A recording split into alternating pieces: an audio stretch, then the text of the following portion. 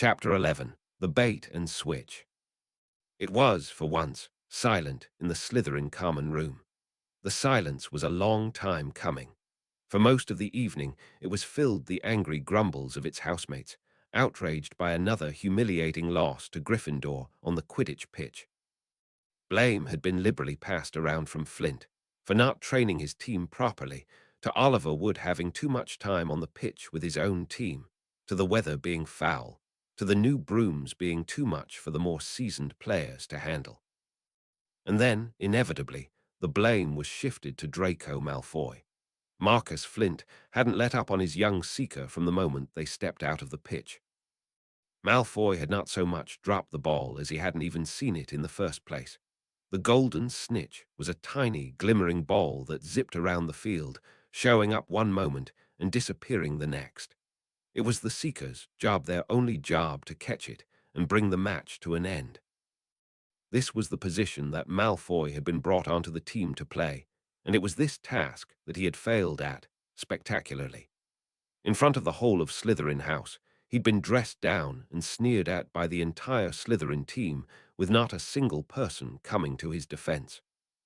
Crabbe and Goyle, usually such loyal bodyguards, didn't make a single sound as Malfoy shrank under the brutal words of his captain. Nor, Violet noticed, did Pansy Parkinson, who had at one time accosted her and Tracy in their shared dormitory in retaliation for something Malfoy had only accused her of doing to him. It would have been sad, and Violet might have even felt a bit sorry for Malfoy if she didn't think he'd brought it on himself. But the newfound, ringing silence brought an opportunity that Violet had been equal parts awaiting and dreading. She had been quietly tucked in one of the corner seats for most of the night, working on her homework and keeping out of everybody's way. Even after most of the house had cleared out back to their separate dorms, a few clusters of friends lingered, caught up in their private conversations. Tracy and Cassius had left Violet alone nearly an hour ago at her insistence, and now, athesurging, Crabbe and Goyle had gotten up from the sofa in front of the fireplace and left Malfoy sitting all by himself in front of the dying coals.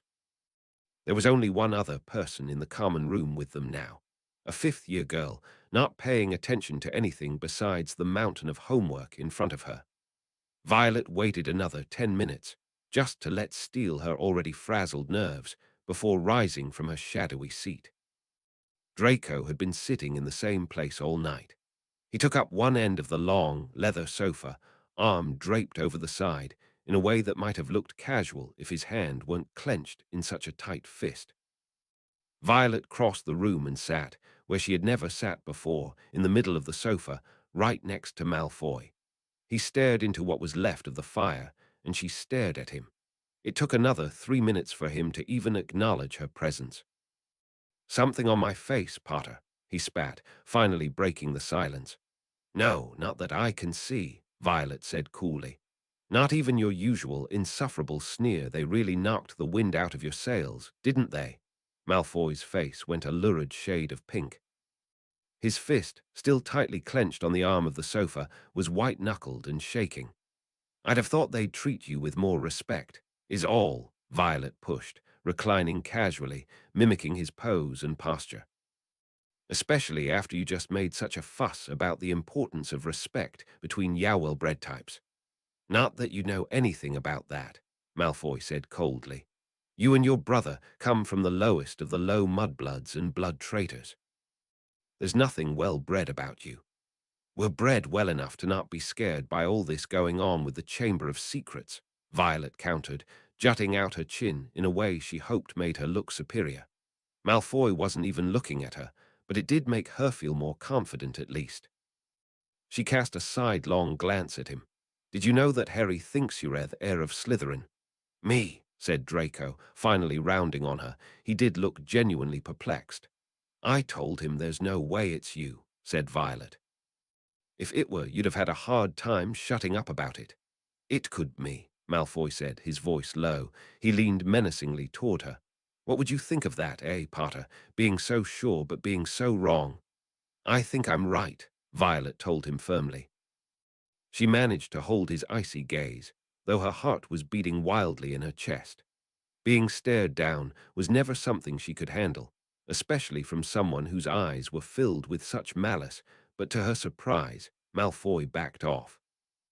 He snorted dismissively and fell heavily back into his seat, resuming his staring contest with the fireplace. "Of course it's not me," he muttered bitterly, "and I don't even know who it is either." "You don't," Violet said, trying to mask her eagerness. Malfoy shot her another sour look. "Even if I did, do you think I'd tell you about it, Potter?" "I think you know more than you're letting on," said Violet quickly. "You've got to have some idea who's behind it all." "Well, I haven't, all right," Malfoy snapped. "I don't know anything about what's going on, and Father won't tell me anything about the last time this He cut off abruptly, but too late. Violet's eyes widened. "The last time? Has the Chamber of Secrets been opened before?" Malfoy looked furious. "You think you're clever, don't you? Sitting down here and trying to make me talk to you." "I'm a Slytherin," said Violet boldly. "I was put here for a reason. Isn't cunning what we're supposed to be good at?" Malfoy's face twisted. He stood up so suddenly that Violet flinched backward, glaring down at her with a terrible malice. "You don't belong here. You should never have been put in this house. It's a disgrace," said Malfoy viciously. "I hope Slytherin's true heir can sniff out that dirty blood of yours and give you exactly what you deserve." And with a final venomous look in her direction, Malfoy stepped around the sofa and stormed off through the entrance to the boys' dormitory, leaving Violet seated, petrified, in front of the fireplace. She waited for a while, until her hands stopped shaking at least, before silently crossing the common room and slipping into her own bed. Violet awoke on Sunday morning with a cold, heavy lump in her stomach that made it very difficult to justify getting out of bed. It would have been easier, safer, to simply lay there beneath the covers and spend the day in hiding, safe from Malfoy's threats and ire. What finally got her up was any swell or courage. However, there was another loud commotion taking place in the common room, though this time sounded distinctly less excitable than the last. "What's going on?" Violet asked, emerging bleary-eyed from the girls' dormitory. "There's been another attack," said Susanna Runcorn, who was lingering by the door with Millicent Bulstrode, watching Gemma Farley and a younger prefect trying to maintain order among the gathered students. "The teachers are trying to keep it quiet, but one of the Hufflepuffs swears they saw someone lying on the stairs last night." "Who was it? Are they all right?"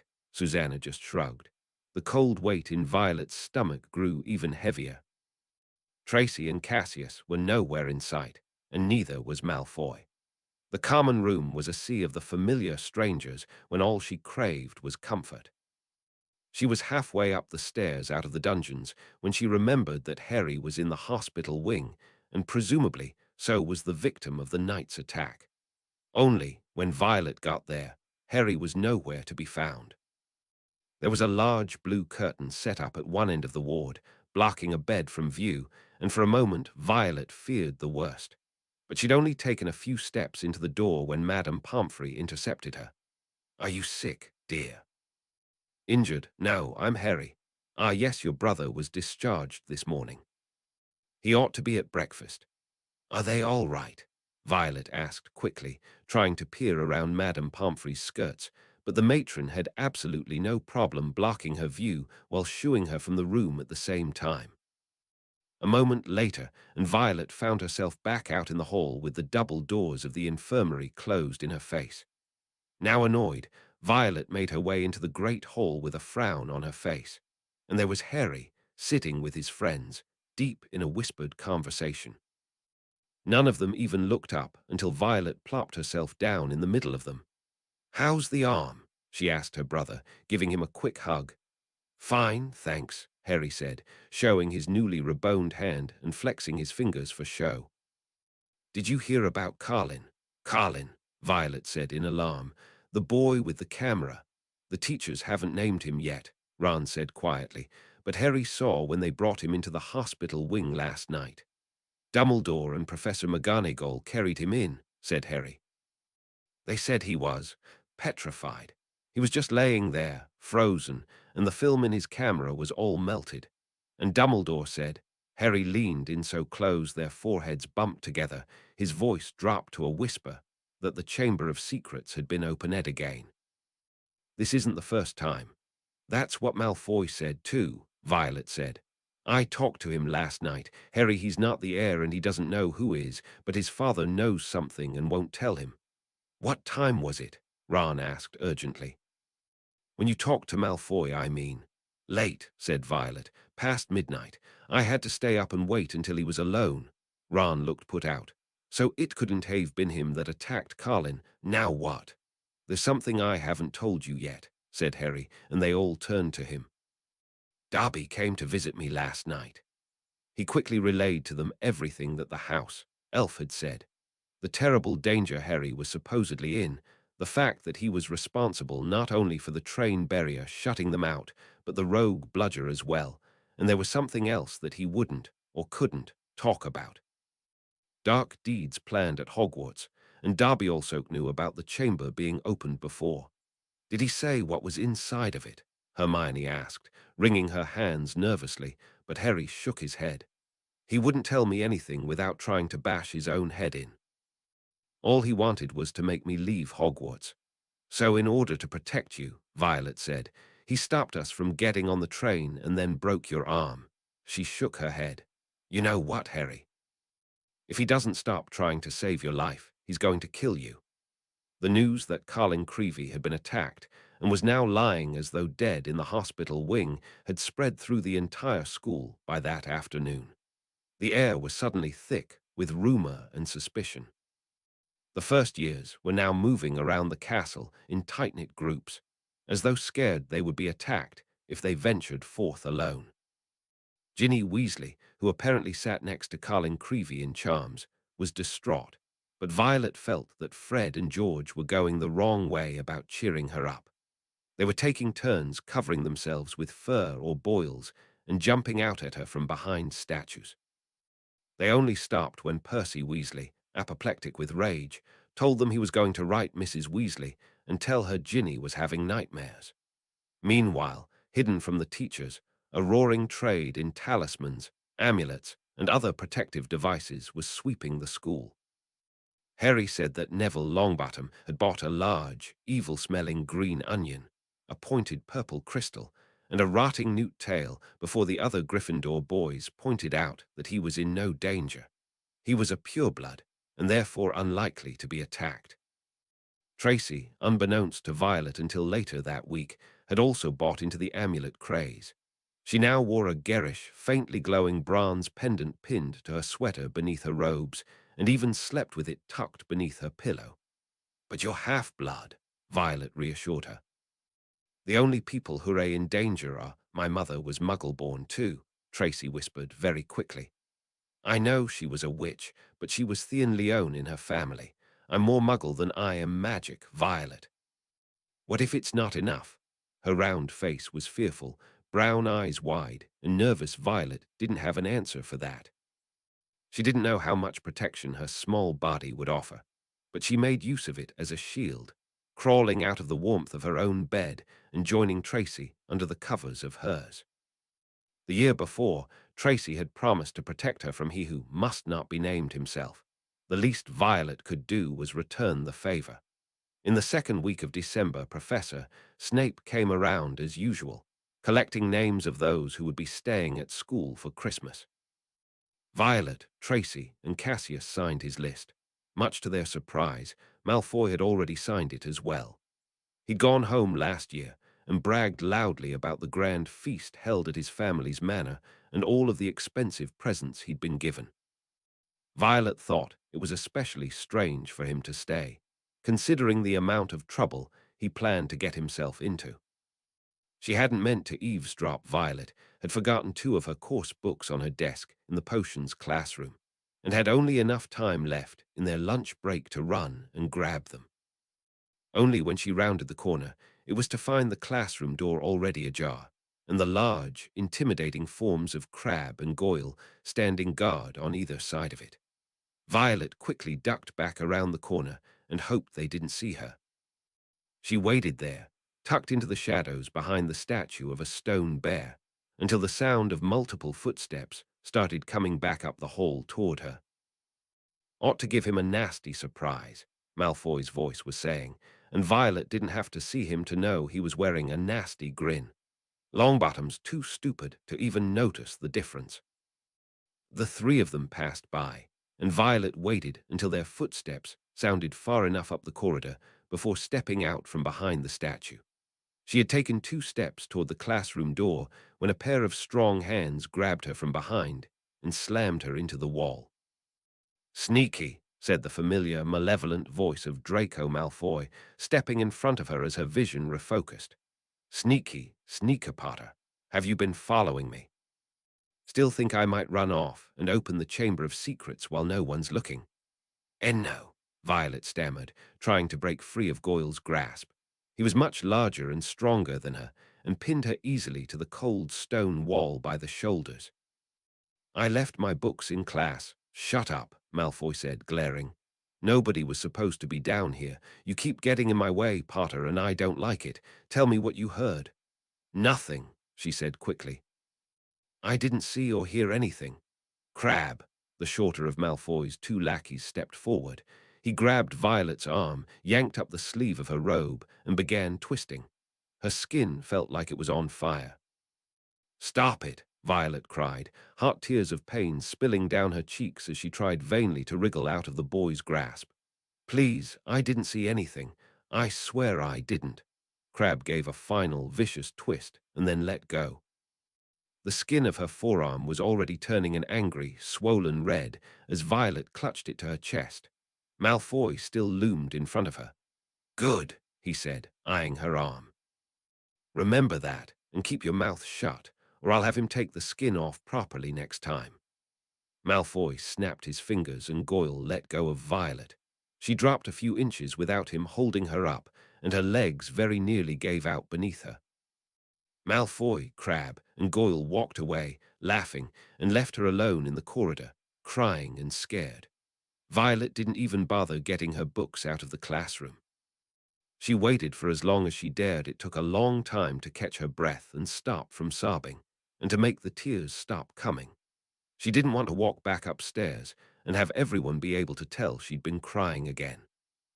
She was late to History of Magic, but Professor Binns was too busy droning on about ancient wizard collectives to notice her slip silently into her seat.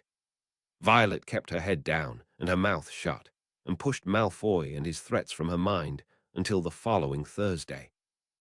In their previous lesson, Professor Snape had had all of them prepare an infusion of cowbane, which must be allowed to ferment before being added to their swelling solutions. All of them had stored their personal brews in small glass vials, corked and sealed with wax, and marked with their names to avoid mix-up, in a locked cabinet at the back of the class. It was at the beginning of the lesson, as they all filed up the cabinet to collect their samples, that Violet noticed something was wrong. The cowbane infusion was meant to be milky white in color, and for the most part, everyone's was. But as Longbottom plucked his off the shelf beside her, Violet saw that the liquid in the phial was a slightly sickly, mustardy yellow.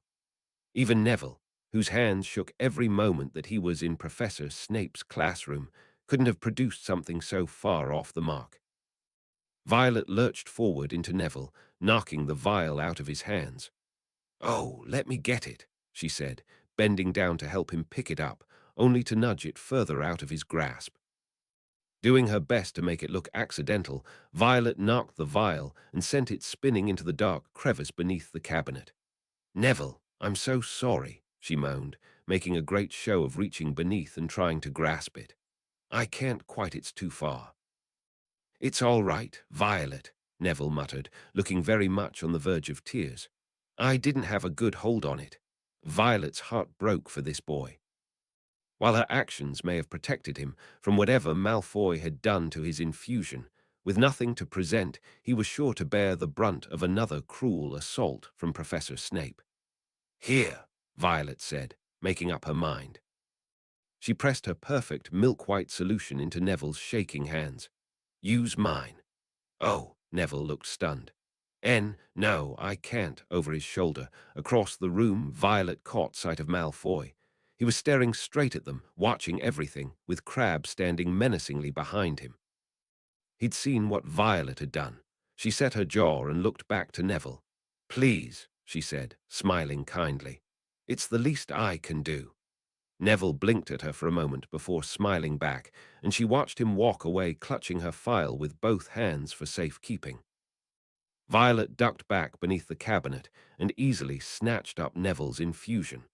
There were several steps that had to be completed before the cowbane could be added to the swelling solution. Dried nettles and pufferfish eyes had to be crushed down to a fine powder, and the cauldron itself had to be heated for 20 minutes before reaching the ideal temperature. Snape prowled the classroom, looming over shoulders and peering into cauldrons and making snide remarks all the while. Violet kept her head down and worked silently. Her eyes kept straying back to the contaminated infusion on the table. She had no idea what Malfoy had done to it. Knowing him, it was nothing good. He had no love for Neville, and likely wouldn't care if the Gryffindor got hurt or not. Did she dare speak up to Professor Snape about what she'd heard? Malfoy Washi's favorite student. No matter what Harry and Hermione thought, Violet hadn't actually seen Malfoy do anything to the files, even after overhearing his boasts, and the wax seal still looked intact, even though something was very clearly wrong with it. And all through class, she could feel eyes on her from across the room. Malfoy, watching her like a bird of prey. Even if she did say something to Snape, he would deny it, and then he would come after her for speaking up, of course. Her arm still itched even a week later. She had absolutely no desire to let Crabbe get his fat hands on her again. When the time came to add the prepared infusion, Violet's swelling solution was the perfect consistency. A thick, glassy green shimmering up at her. There was nothing else she could do. Violet broke the wax seal and took a deep breath. She dumped the yellow essence into her cauldron. Immediately, the potion went from cool green to an angry orange. It began to smoke, and Royal Violet took a step back, but not far enough. There was a terrible concussive force in her chest as the cauldron swelled and burst, splattering her in burning liquid and bits of metal shards. Violet was knocked off her feet, and the back of her head cracked loudly against the edge of the desk behind her. That was all she remembered of the class. Some time later, Violet opened her eyes and found herself staring up at the ceiling of the hospital wing. Her ears were ringing and her head ached very badly, and both Madame Pomfrey and Harry were standing over her. "Oh, thank heavens," Madame Pomfrey said, far too loudly for Violet's comfort, and drew back. She was holding a pitcher of some sort in her hands, and her face was very white. "Can you hear me, dear?" Violet groaned. She tried to nod, but the pain made her want to black out all over again. "Good, very good. Can you see? Are there any spots of light or darkness in your vision?" "Nah," Violet managed, this time trying to shake her head. It hurt less, but was still painful. Madame Pomfrey looked satisfied by her vocalizations, at least. "Excellent. You're quite the lucky one, Miss Potter, and here I thought you were the sensible one of the pair." She gave a rather sharp look at Harry, who Violet slowly came to realize was holding her hand. 5 minutes, mister. Potter, your sister needs to rest." "Thanks, Madame Pomfrey," Harry said, as the matron bustled away, leaving the pair of them alone. He looked back to Violet, his face pinched with concern. "How are you feeling?" Violet swallowed, thinking it might help her speak more clearly, but the motion only made her feel as though her head was going to split open. "Sore," she said weakly. "I'll bet your whole cauldron exploded, Roman 6. I thought you were," he cut off, frowning. Violet squeezed his hand as much as she was able. Every part of her felt very heavy and tingly for some reason. "Is anybody hurt?" she said. It was impossible to turn her head to look around the hospital wing, as though more of her classmates might be in the same position as her. Harry shook his head. Tracy's arm got splashed, but she only got a little burned. "Everyone else is okay." He dropped his voice. "Snape's furious. He kept shouting about tampering. What happened, Violet?" "You're brilliant at potions." Violet very much wanted to tell her brother that Malfoy was to blame, knowing full well that Harry would immediately seek him out and make him pay. But then Harry would be the one to get in trouble. Snape would surely take Malfoy's side, and Violet would still but risk from Crabbe and Goyle. Also, the thought of having to say so many words at once did not appeal to her at the moment. Violet's eyes kept trying to slip shut. Made a mistake, she said, suddenly very tired. Out of the corner of her eye, she could see Madame Pomfrey returning to throw Harry out. Later. It was another 2 days before Violet was let out of the hospital wing. She hadn't realized it at first, but her whole head was wrapped in thick white bandages that had to be kept tightly wound around her skull. The tainted swelling solution had gotten into the cut she received from hitting the edge of the desk, and her head kept trying to slowly balloon unless kept under control. The potion had to work its way out of her system, Madame Pomfrey told her, as she administered a light rinse of diluted deflating draught for the 3rd time that day. It explained the headache and the terrible pressure she would feel after laying still for too long. Tracy and Cassius visited every chance they got, bringing her sweets and treats and iced pumpkin juice from the great hall. Tracy had been frantic with worry. She distracted herself by weaving more colorful friendship bracelets to keep her hands and mind busy. Cassius had at least 3 on each wrist, and Violet was powerless to stop Tracy from affixing no less than 5 of the things to her arms while she babbled on about the day's activities. Fred and George also made an appearance, with Ginny in tow. The Weasley twins were still trying to cheer their younger sister up, and thought that the sight of Violet's swollen head might make her laugh. It did not, but the conversation was nice at least. Ginny was able to speak directly to Violet now, without asking strange questions about Harry.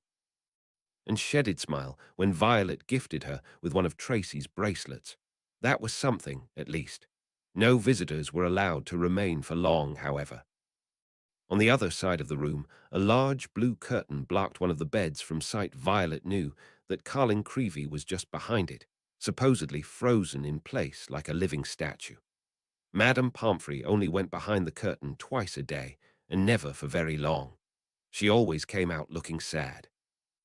On Sunday, Violet was released with a bill of clean health and said a very gracious goodbye to Madame Pomfrey. Her head no longer ached, and her body felt back to its light, usual self. Violet was coming down the stairs toward the entrance hall, excited to find her own soft bed in the Slytherin dormitory. Potter. Violet looked around with a start. At the top of the landing she'd just come from was Professor McGonagall, standing with a very stern expression on her face. She descended the stairs toward Violet, slowly and with purpose. "Yes, Professor. I was hoping to catch you in the infirmary," McGonagall said, "but I appear to have just missed you. How are you feeling?" Much better, thank you," said Violet.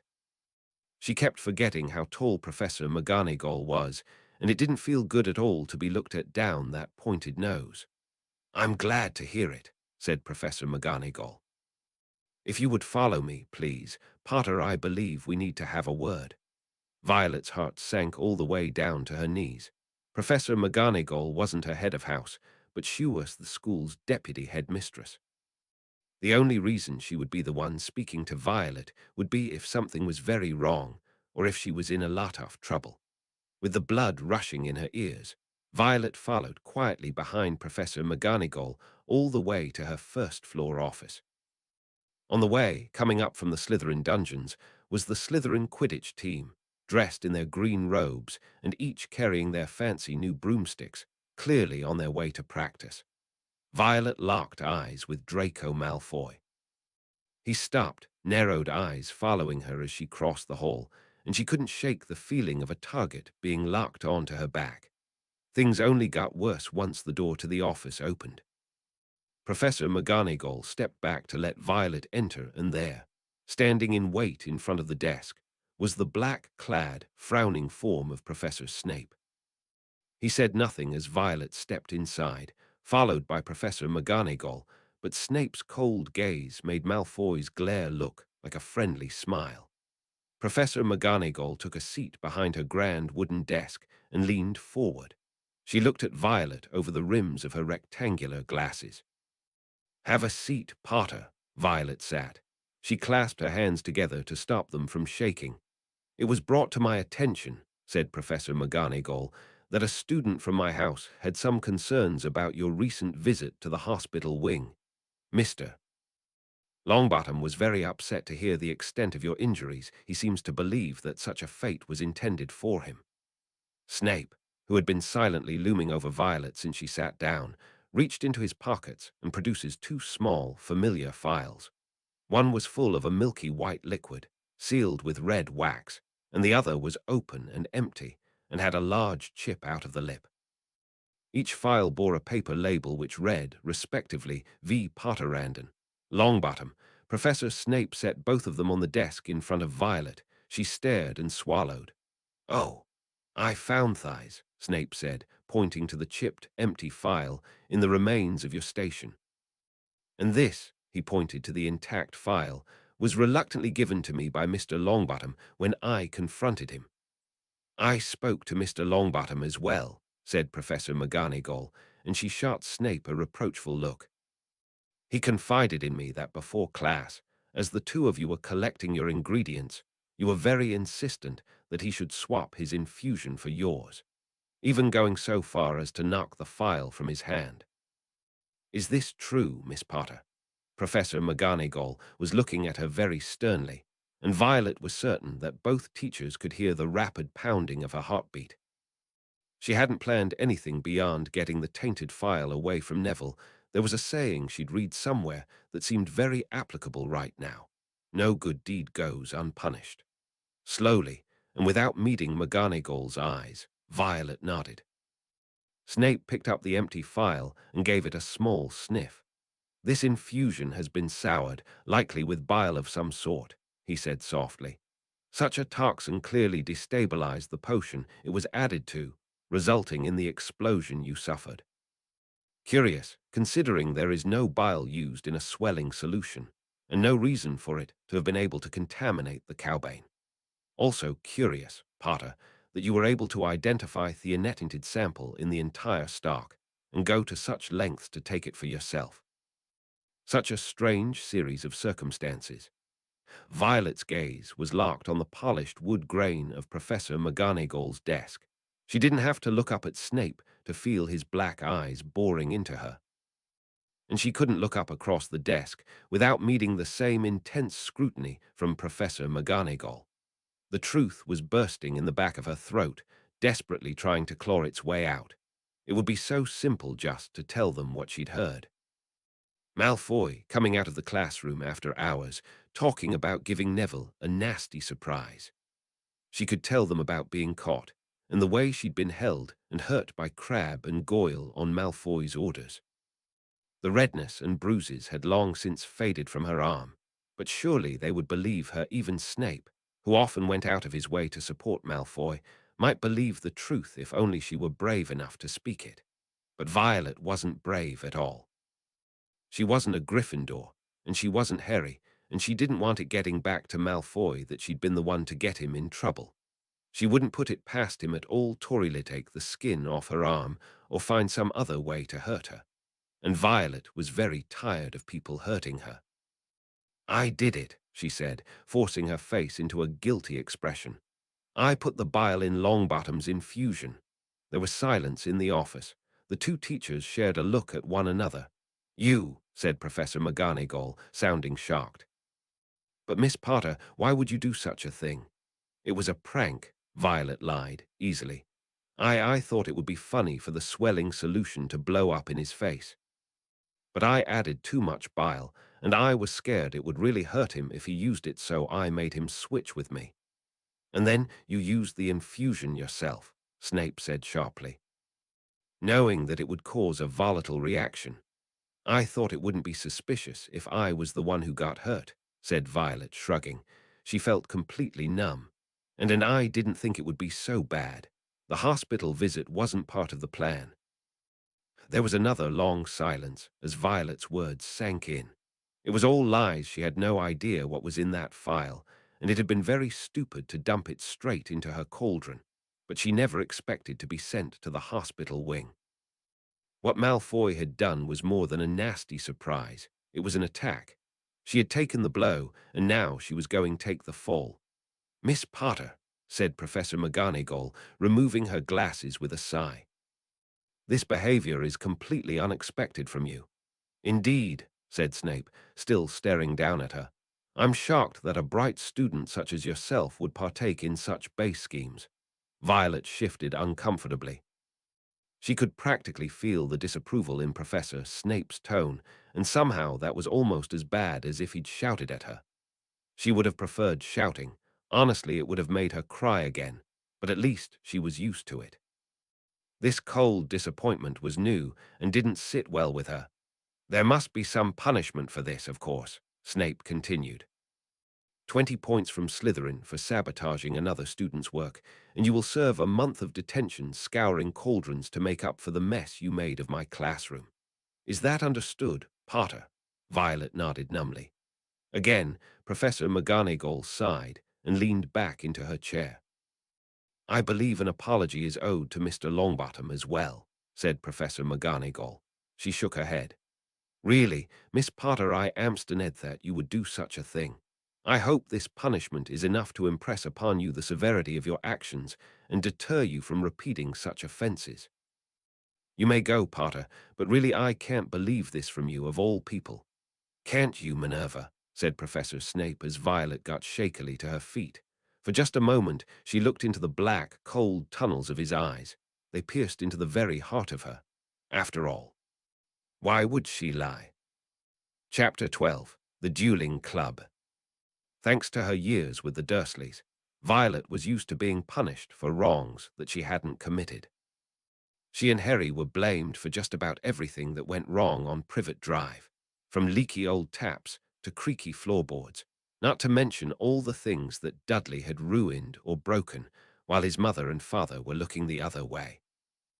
At the Dursleys, whenever Violet was forced to clean up a mess she hadn't made or fix something that she hadn't broken, it was all too easy to sit and fume at the unfairness of it all.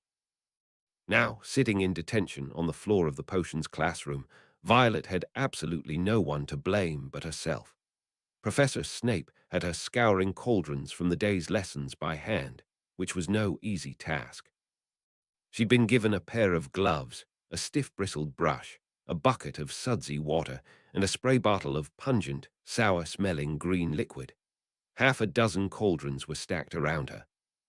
Their rims and outsides were covered in crusty residue from when their contents boiled over, and most of them had thick layers of scalded ingredients stuck to the bottom. Violet scrubbed and scrubbed until her hands were raw and aching, even through the thick hide of the gloves, and did not complain at all. Coming back from McGonagall's office that night, when Violet stepped into the Slytherin common room, she immediately felt Malfoy's eyes on her. He was back in his usual seat by the sofa, friends lounging around him, and though he said nothing as she passed back, Violet could tell he was staring at her looking for any signs of smugness or guilt. Anything to tell him that Violet had ratted him out. He watched her all through the next day, too. He kept looking over at her over breakfast and during classes, to the point that even Tracy noticed and told him off. Violet hadn't yet said anything to Tracy or Cassius about what she'd done. She knew they would try to change her mind, get her to tell Snape and McGonagall who was really to blame for the cauldron exploding. They would be right, of course, which was why Violet kept them in the dark Sheknu that getting Malfoy in trouble was the right thing to do, especially since she was the one who'd been harmed in the first place, but doubt and fear still lingered in the back of Violet's mind. Malfoy wasn't exactly popular, but the friends he did have were ruthless in their loyalty to him, and from all the stories she'd heard about this father, the ire of a cruel and wealthy man was not something Violet wanted to attract. The only thing that caused her resolve to waver was the round, pinkish face of Neville Longbottom when Violet was made to give him her apology. He'd blinked at her, mouth slightly ajar the whole time she gave her stumbling, half-prepared speech. The interaction took place under the watchful eyes of Professor McGonagall, which only made it harder to get the words out. The worst thing was the hurt that settled into Neville's eyes when Violet was finished, and he finally processed what she was apologizing for. After that mortifying experience, Violet trudged all the way across the frozen lawns toward the greenhouses before remembering that her biology had been cancelled. Professor Sprout was devoting all her time to caring for the young mandrakes, which needed to ripen and mature before they could be cut up and used to revive Carlin Creevy. Not wanting to go back to the common room and face Malfoy's accusatory stares, and not wanting to explain her sour mood to Tracy and Cassius, Violet decided to do something she hadn't done in quite some time: pay a visit to Hagrid. Hagrid's hut was on the opposite side of the lawns from the herbology greenhouses, and the walk was a frigid journey. Violet wore only her robes with no coat or cloak to keep her warm, and the ground was hard and frozen beneath her feet. Every step made a crunching sound, and the breath that came out of her turned to visible steam the moment it met the air. Violet tucked her chin to her chest and her hands under her armpits and trudged on until she reached the round little gamekeeper's cabin. She rapped sharply on the door and stood, huffing into her hands, until Hagrid answered. "Blimey, Violet," he said when he saw her, his big, bearded face peering out through the crack in the door. "You'll catch your death out in this weather like tha." Come in, I'll put on some tea." A wave of welcome warmth greeted Violet as she stepped into Hagrid's home, stomping the frost off her shoes on the grubby mat. Fang Hagrid's enormous black boarhound was curled beneath a large fleece on Hagrid's massive bed and barely lifted his head as she entered the room. The hearth was alight with a blazing fire, and Hagrid grumbled to himself as he went about fixing a large copper kettle to a hook above the fire. Violet took her usual seat at the kitchen table, still shivering, and came face to face with the corpse of a bloodied, savaged rooster. "Hagrid," she said, her voice high and uncertain, "you haven't got another dragon in here, have you?" "Course not," said Hagrid gruffly. "Couldn't take it, not after Norbert. Why?" "The chicken." Hagrid turned and followed her eyes to the rooster on the table. He tutted. "Found thaw this morning," he said over the clattering of cups and saucers as he fished for matching pairs. "Second one this term. Summat got into the hen coop last night, a fox, most like. It's gettin' cold out there, and they need ter eat. Wish they'd found something besides my chickens." "I'm sorry, Hagrid," Violet said sincerely. "How many are left?" "Thaw was the last rooster," said Hagrid. He put a large, slightly misshapen yellow mug in front of Violet and fetched the kettle from the fire. "The hens haven't been touched, which is odd, but I'm not goin' ter count my blessings." "Careful now, thaw's hot." Violet put her cold hands on either side of her mug, reveling in the warmth that seeped into her skin. "What are you doing out here anyway, Violet?" Hagrid asked sternly. "Shouldn't ye be in class?" "Cancelled," she said, and told him about the little socks and scarves that Professor Sprout had knitted for the mandrakes. Hagrid's chair creaked loudly as he sat down across from Violet, shaking his head and frowning over his own tea. "Terrible thing, Tha," he muttered. "Heard about the boy they found petrified of all things. It takes powerful dark magic to do summat like that, darker than has any business bane in a school." "No one will tell us how it happened," Violet said quietly. "Carlin being petrified, I mean. There's whispers about him being attacked, but who could do something that? I didn't think they taught any dark magic at Hogwarts." "They don't," said Hagrid, his tone firm. "We've always had defense against dark arts here, to teach ye how to protect yourselves. But Dumbledore would never allow any of that rubbish Bane put into your heads, not under his watch, anyways. But he can do anything to stop kids from learning it all at home." "What, from books?" Hagrid shook his head. "From their parents, mostly," he said darkly. "Some folks think their little tykes ought to know everything about magic. Hogwash, I say. It's a heartless thing, exposing a child to that mess." Violet sipped at her scalding tea, thinking.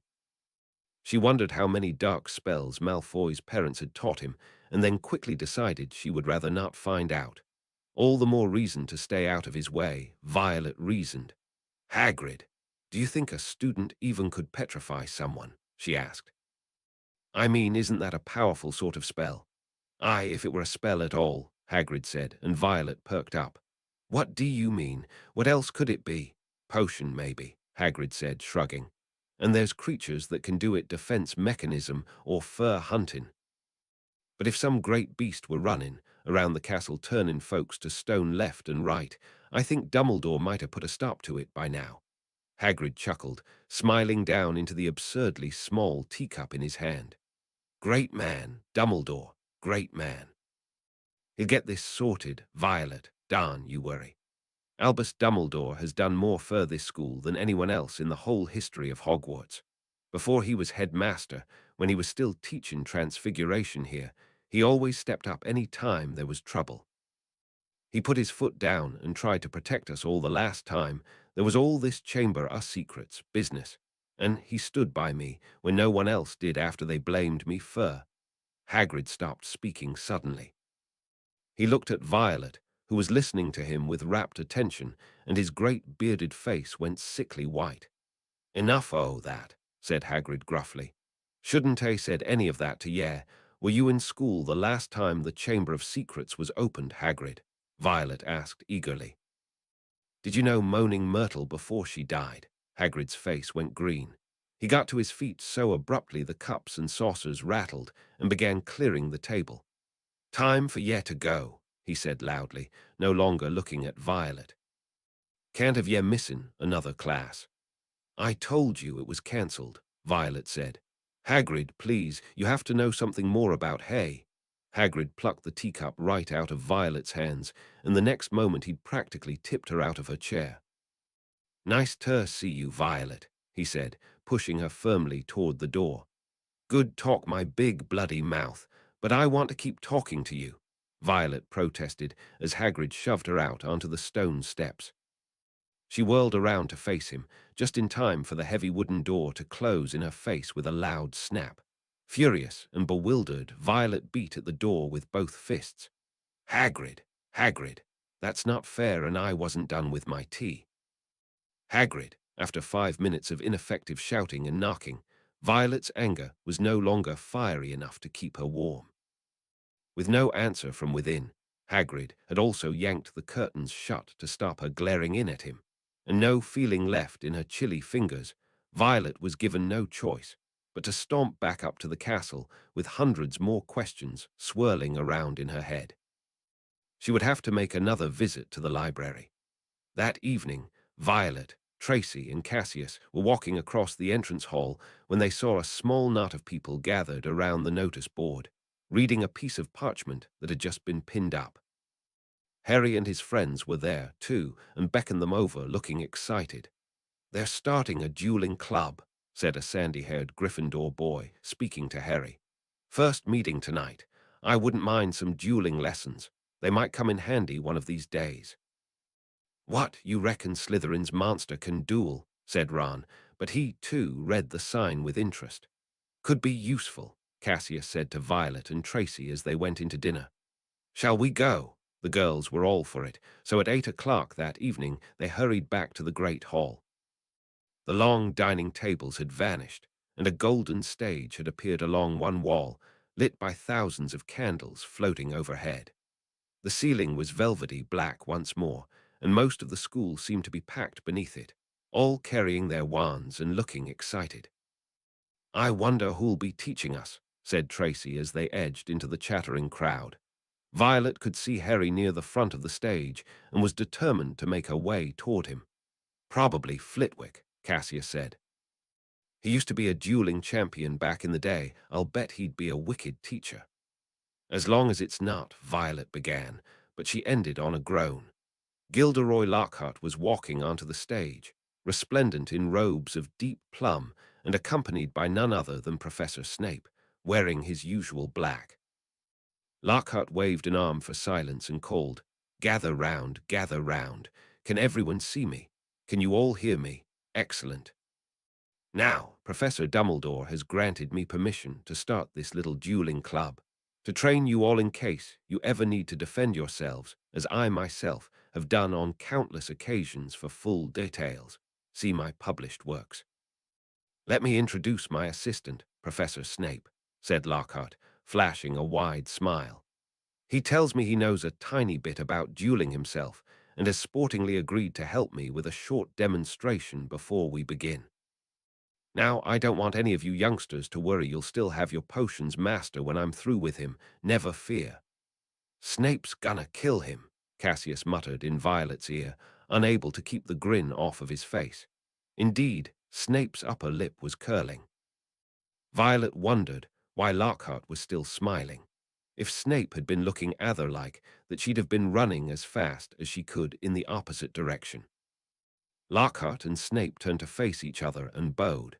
At least, Lockhart did, with much twirling of his hands, whereas Snape jerked his head irritably. Then they raised their wands like swords in front of them, going by their stances. Violet couldn't help but think that Snape must know more than a tiny bit about dueling compared to Lockhart. As you see, we are holding our wands in the accepted combative position, Lockhart told the silent crowd. On the count of 3, we will cast our first spells. Neither of us will be aiming to kill, of course. I wouldn't bet on that, Violet murmured, watching Snape baring his teeth. 1, 2, 3, both of them swung their wands above their heads and pointed them at their opponent. Snape cried, "Expelliarmus!"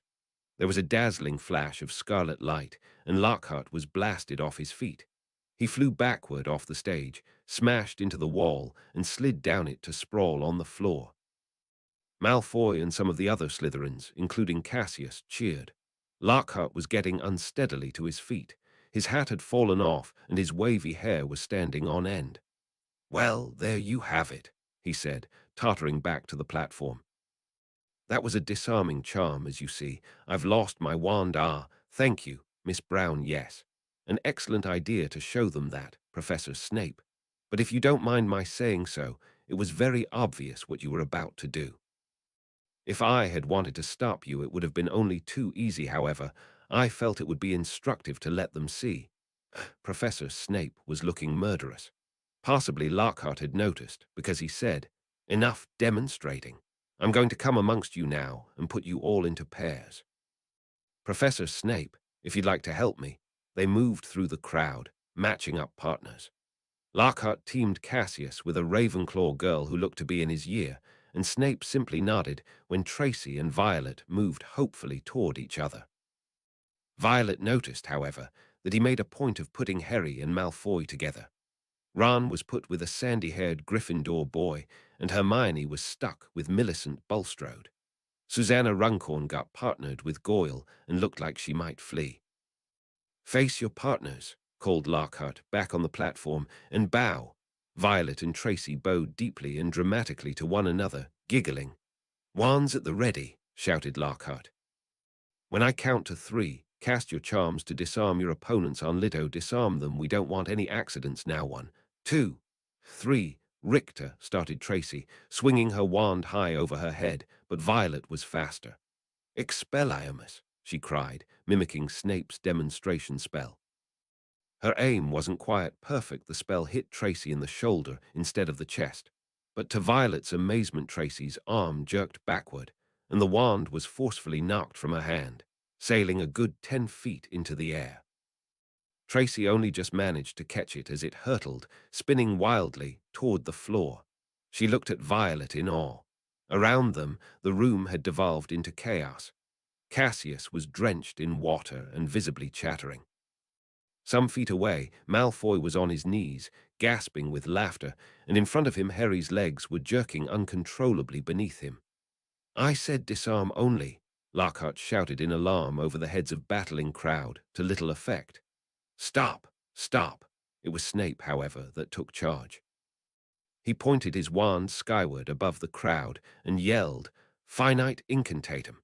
Everything seemed to stop all at once. A haze of greenish smoke was hovering over the scene. Both Neville and his partner were lying on the floor, panting. Ron was holding up his own ashen-faced partner, apologizing for whatever his broken wand had done. But Hermione and Millicent were still moving. Millicent was sporting a large lump on her forehead and currently had Hermione in a headlock. Both their wands lay forgotten on the floor. "Dear, dear," said Lockhart, skittering through the crowd, looking at the aftermath of the duels. "Up you go, Macmillan. Careful there, Miss Fawcett." Pinch it hard, it'll stop bleeding in a second. Boot, I think I'd better teach you how Tabla unfriendly spells, said Lockhart, standing flustered in the midst of the hall.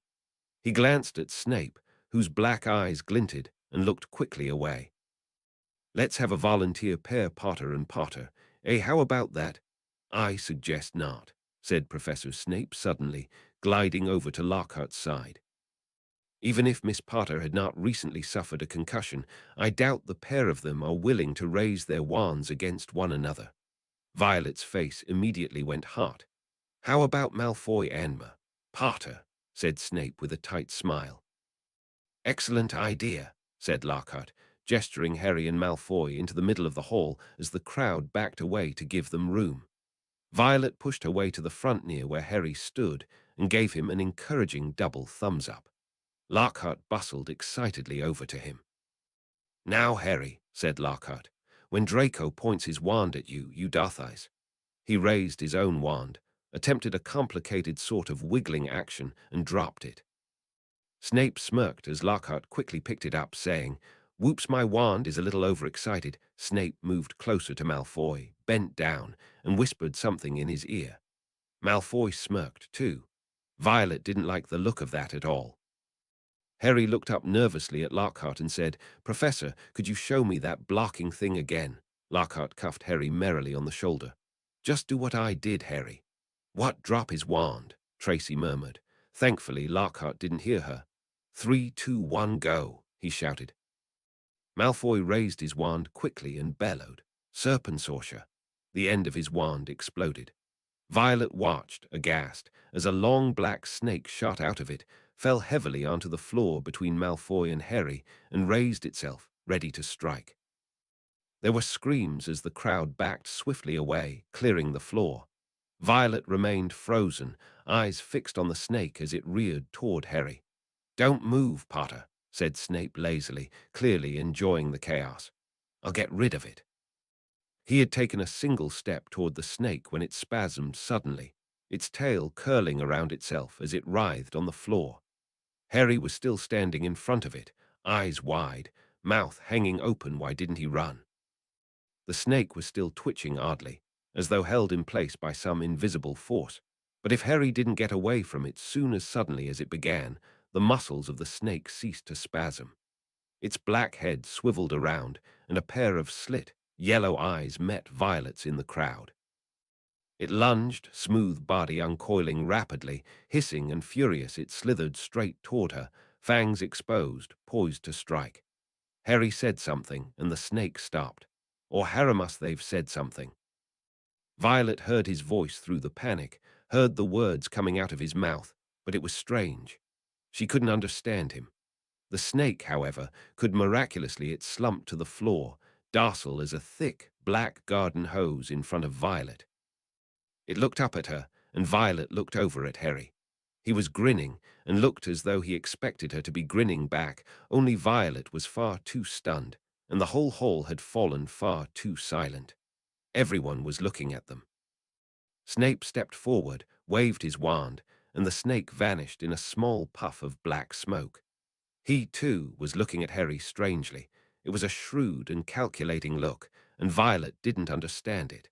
She was also dimly aware of ominous muttering all around the walls. Ron stepped forward suddenly, grabbed the back of Harry's robes, and began steering him out of the hall. Violet took one look at Snape, then Malfoy, and hurried out of the hall after them. Harry, Ron, and Hermione were making a good pace up the hall, and Violet had to run to catch up to them. No one would say anything until they slipped into an empty classroom and locked the door behind them. Ron pushed Harry into a chair and said, You're a Parselmouth. Why didn't you tell us? I'm a what? Said Harry. A Parselmouth, said Ron. You can talk to snakes. I know, said Harry. I mean, that's only the second time I've ever done it. I accidentally set a python on my cousin Dudley at the zoo once. Boa constrictor, Violet corrected. It was a boa constrictor. Right, but it was telling me it had never seen Brazil, and then Dudley pushed Violet, and she made the glass go away. That was before we knew we were wizards. A python told you it had never seen Brazil, Ron repeated faintly. It wasn't a python, Violet said again. So, said Harry, not paying attention to her, I bet loads of people here can do it. Oh, no, they can't. It's not a very common gift, said Ron. He rounded on Violet. And you can do it too. No, I can't, said Violet, shaking her head. I mean, I could hear Harry talking, but I didn't understand any of it. Why should I be able to? No, Ron said emphatically. Neither of you should be able to. Harry, this is bad. What's bad? Said Harry, starting to look quite angry. What's wrong with everyone? Listen, if I hadn't told that snake not to attack Violet, oh, that's what you said to it. What do you mean? You were there, you heard me. I heard you speaking parcel tongue, said Ron. Snake language. You could have been saying anything if it wasn't coming at Violet. I'd have thought you were egging the snake on, or something. It was creepy. You know, Harry gaped at him. I spoke a different language. But I didn't realize, how can I speak a different language without knowing I can speak it? He looked at Violet. And you really didn't understand it. What did you think I was saying?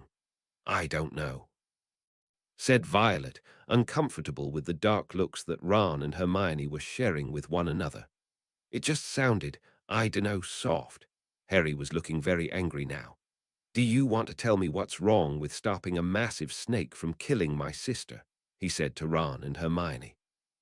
What does it matter how he did it, as long as Violet doesn't have to spend another week in the hospital wing?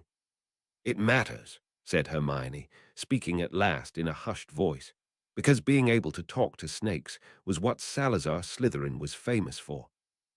That's why the symbol of Slytherin House is a serpent. Both Violet and Harry's mouths fell open. Exactly, said Ron. And now the whole school's going to think you're his great-great-great-great-grandson or something. But I'm not, said Harry, looking at Violet in panic. We can't be. You'll find that hard to prove, said Hermione. He lived about 1,000 years ago. For all we know, you could be. But Harry's in Gryffindor, Violet blurted. I'm the one who was sorted into Slytherin. If we're related to Salazar Slytherin himself, how come Harry can speak to snakes, but I can't? Hermione hesitated, looking nervously at Ron, who said, Maybe it skipped you. All my family's got red hair, but we've got a cousin who's blonder than Malfoy. But that's— Violet struggled with her words for a moment, tears springing inexplicably to her eyes. That isn't fair. Not fair, repeated Ron, sounding baffled. You mean Yawanto be Slytherin's heir? No. But why can Harry speak Parseltongue and I can't? We're twins, we've always been the same. We've always been able to do everything together. What, like setting snakes on people? Ron, Harry said sharply, but it was too late. Unable to hold back the tears any longer and too angry to keep talking, Violet turned on her heel and ran from the classroom, leaving her brother and his friends behind. Chapter 13. The Detention. You're really upset about this, aren't you? Cassius said, slouched across from Violet at the breakfast table. He was watching, clearly amused, as Violet viciously tore into her hamsteak, sticking it through with her fork and sawing at it with gusto, teeth gnashing as she chewed. I dunno know what you're talking about, Violet snapped through a mouthful of sausage. You're Ennett Slytherin's heir, Cassius told her for the third time. He'd openly guffawed when Violet told him and Tracy about the theories Ron and Hermione had come up with, and that done nothing to improve Violet's mood. Come on, you have to know that, Violet. I said I'm not mad, Violet said, tearing her toast in half with both hands. Beside her, Tracy let out a small snort of laughter. Harris definitely not the heir of Slytherin, continued Cassius, on account of he's a Gryffindor, and there's absolutely no evidence that the Potters were ever connected to the Slytherin line. How could you possibly know that? Tracy asked. Cassius shrugged. I told you my father cared about that stuff. He used to make me look at family trees and birth records and all sorts of weird old certificates. But look, don't get caught up in this whole Parseltongue thing, all right? Salazar Slytherin wasn't the only one who could speak it, and that doesn't mean you or Harry are related to him because of it. Herpo the Foul was a Parselmouth, and he lived in ancient Greece. That's nowhere near where Slytherin was from. Herpo the Foul, said Violet dubiously. Is that supposed to make me feel better? Honestly, I don't know why you feel badly in the first place, said Cassius, frowning at her. Harry's the one people think is a murderer, not you. Cass, Tracy scolded, but that was just too much for Violet to handle in her already foul mood. With a final furious chomp on her bacon, Violet shoved the empty plate away from her and stood abruptly from the table. There was a definite hush as she stormed out of the great hall, and the feeling of many eyes on her from all directions only made her feel all the more unhappy. Violet could hear the sound of footsteps rushing behind her, and even knowing that it was Tracy didn't slow her stride. He didn't mean it, Tracy panted when she finally caught up, dancing sideways now to keep within Violet's line of sight. You know what he's like. He just says things. Harry's not a murderer, said Violet angrily. And besides, nobody's even did. I know he's not, said Tracy, but people are just scared they want somebody to blame, and Harry's already special and famous and all that, and now he can do something even more special, something Thata can't do. Violet erupted, stopping finally, and so suddenly that Tracy nearly skidded past her. I hate it. Me and him have always been the same. We do everything together at the Dursleys. Even at school, before we came to Hogwarts, teachers and kids would get us mixed up because we're so similar and we look the same and sound the same.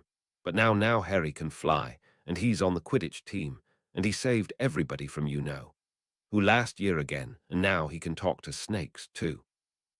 What do I get to do that's special? Tracy was looking at her, mouth slightly ajar as though she didn't know how to respond to any of that, and Violet didn't blame her. Even if she did say something, it would likely be the wrong thing, because Violet wasn't in the mood to hear anything good at the moment. She was angry and embarrassed, and feeling an emotion that up until then she had only ever associated with Dudley jealousy. Making matters even worse was Harry's own misery at the situation. All through the day, whenever she caught glimpses of her brother, Violet saw him passing through crowds with ease as students parted silently before him, pressing against corridor walls to avoid looking at or bumping into him. She heard the whispers from students in other houses and the fear in their voices as they recounted exaggerated tales of what had happened at the dueling club the night before. Harry wasn't just special to these people, he was feared. He was Slytherin's heir, bringer of death and dark magics, ready at any moment to call upon the terrible monster that supposedly slumbered deep within the school. They saw him as all of these terrible things, and yet all Violet could see was the same skinny boy with the same untidy hair that she had known all her life. His face was her face, and at the moment both of them were etched with deep frowns and furrowed brows, angry and confused, and too stubborn to do anything about it other than mope. That was part of being a twin, Violet had always thought. The two of them were the same, and had always been the same. As far as she'd ever known, they would always be the same. Except now, suddenly, they weren't. Violet's temper had not cooled one bit as evening rolled around.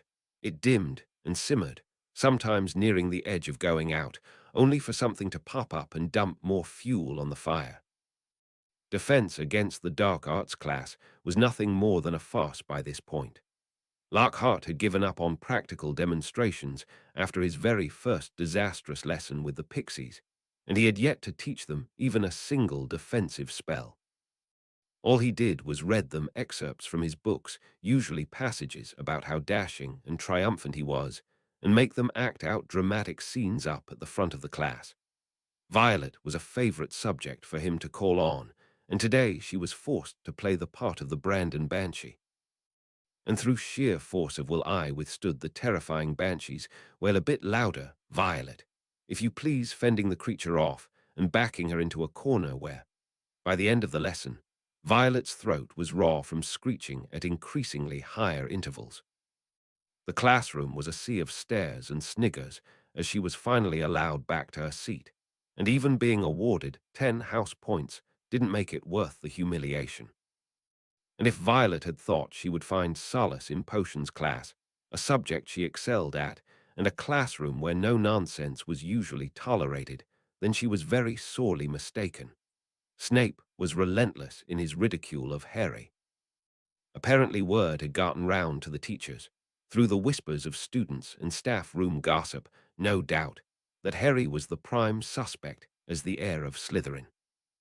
There was nothing Harry could do but sit there and fume as Snape made jab after jab about his supposed dark powers and his secret agenda, culminating in him insinuating that Harry was paying tribute to his lineage by losing Gryffindor so many house points and putting Slytherin in the lead.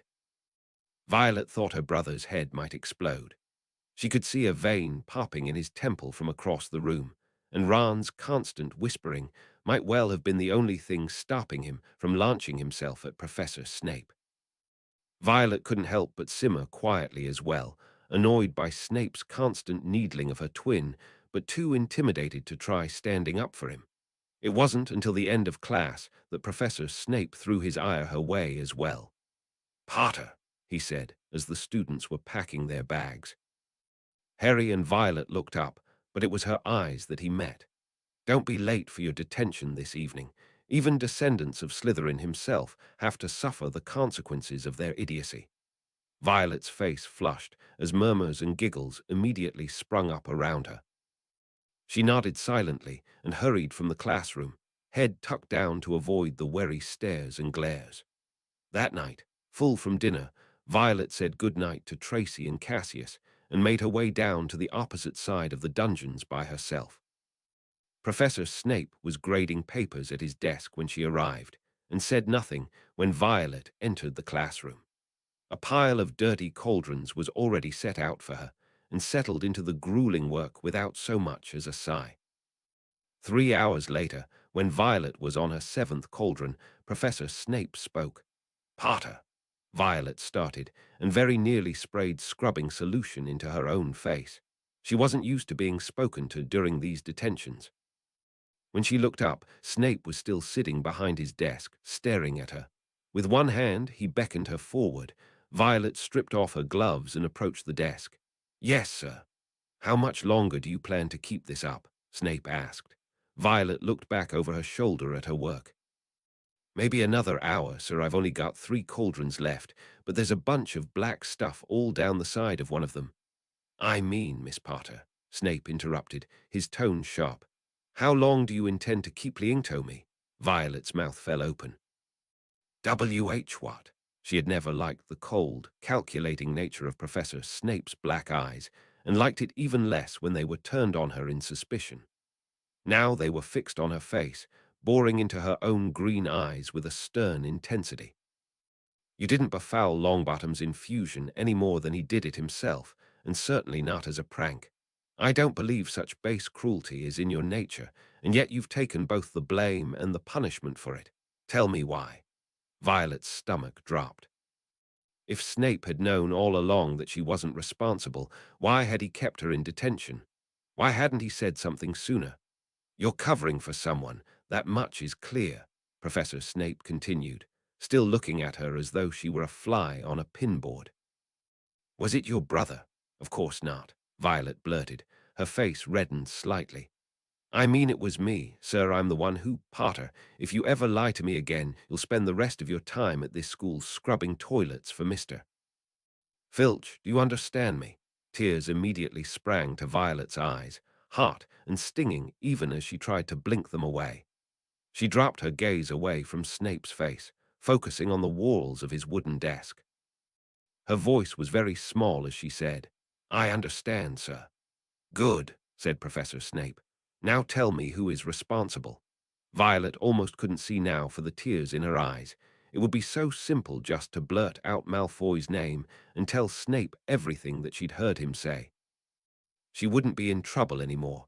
She wouldn't have to spend every other night scrubbing until her hands were raw and her nose was stinging from the scent of burnt, acrid chemicals. She could tell Neville what had really happened, that she'd never really tried to hurt him at all, and then he would stop slouching away from her whenever they crossed paths in the hallway. The opportunity was right in front of her, and yet, if she told the truth, Malfoy would face the consequences, and he would know that she had ratted him out.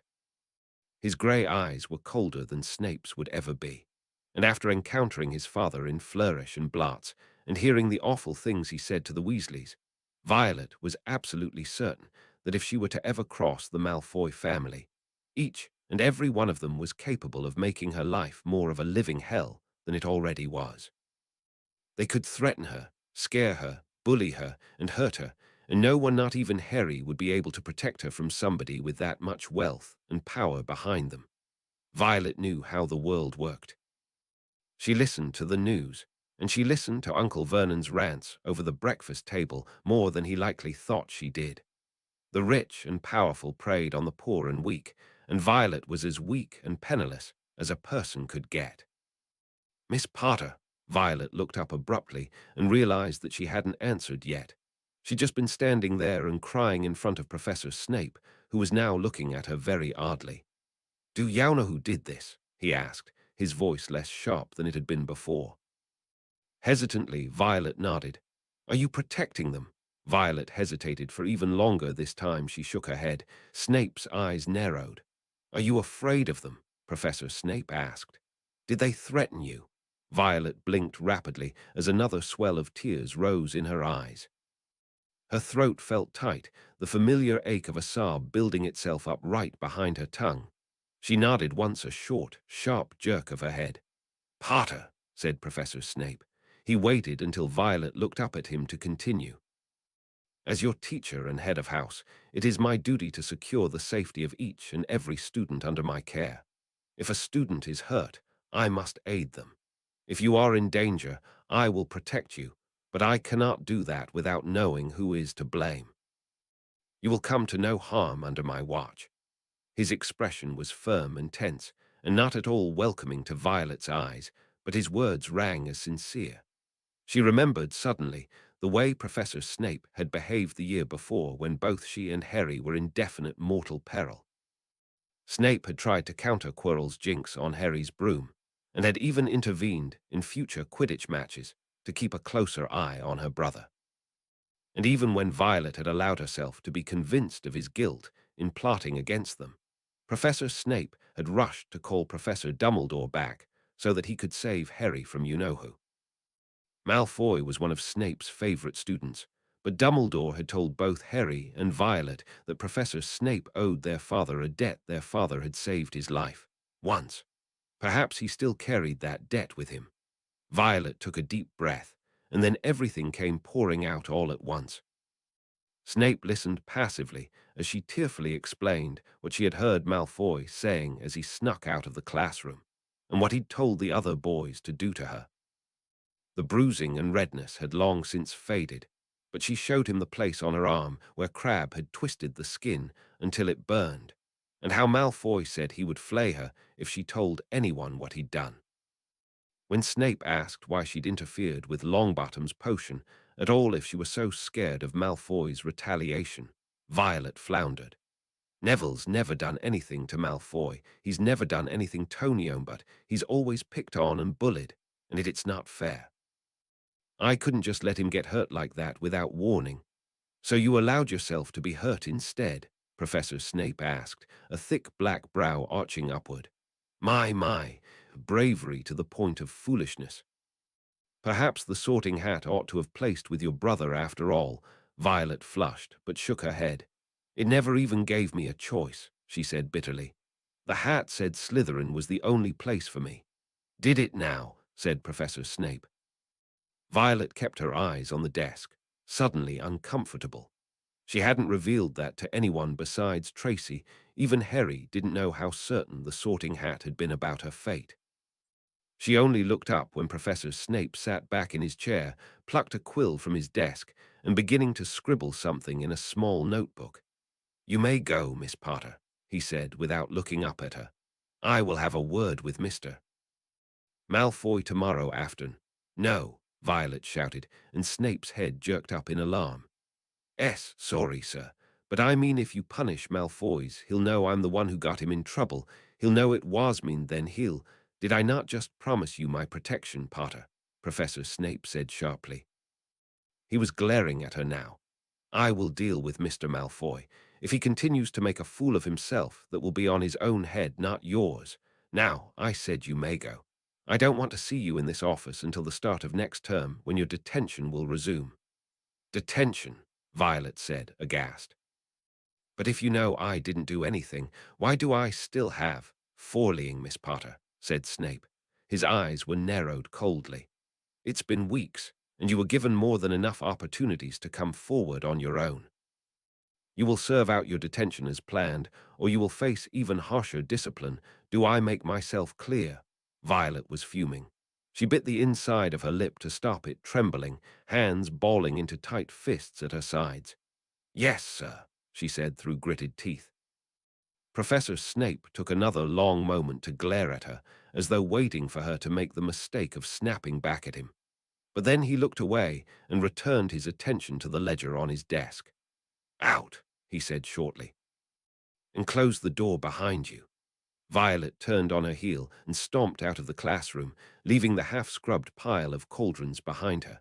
It took a great deal of restraint not to let the heavy wooden door slam behind her. The next couple days kept Violet perpetually on edge.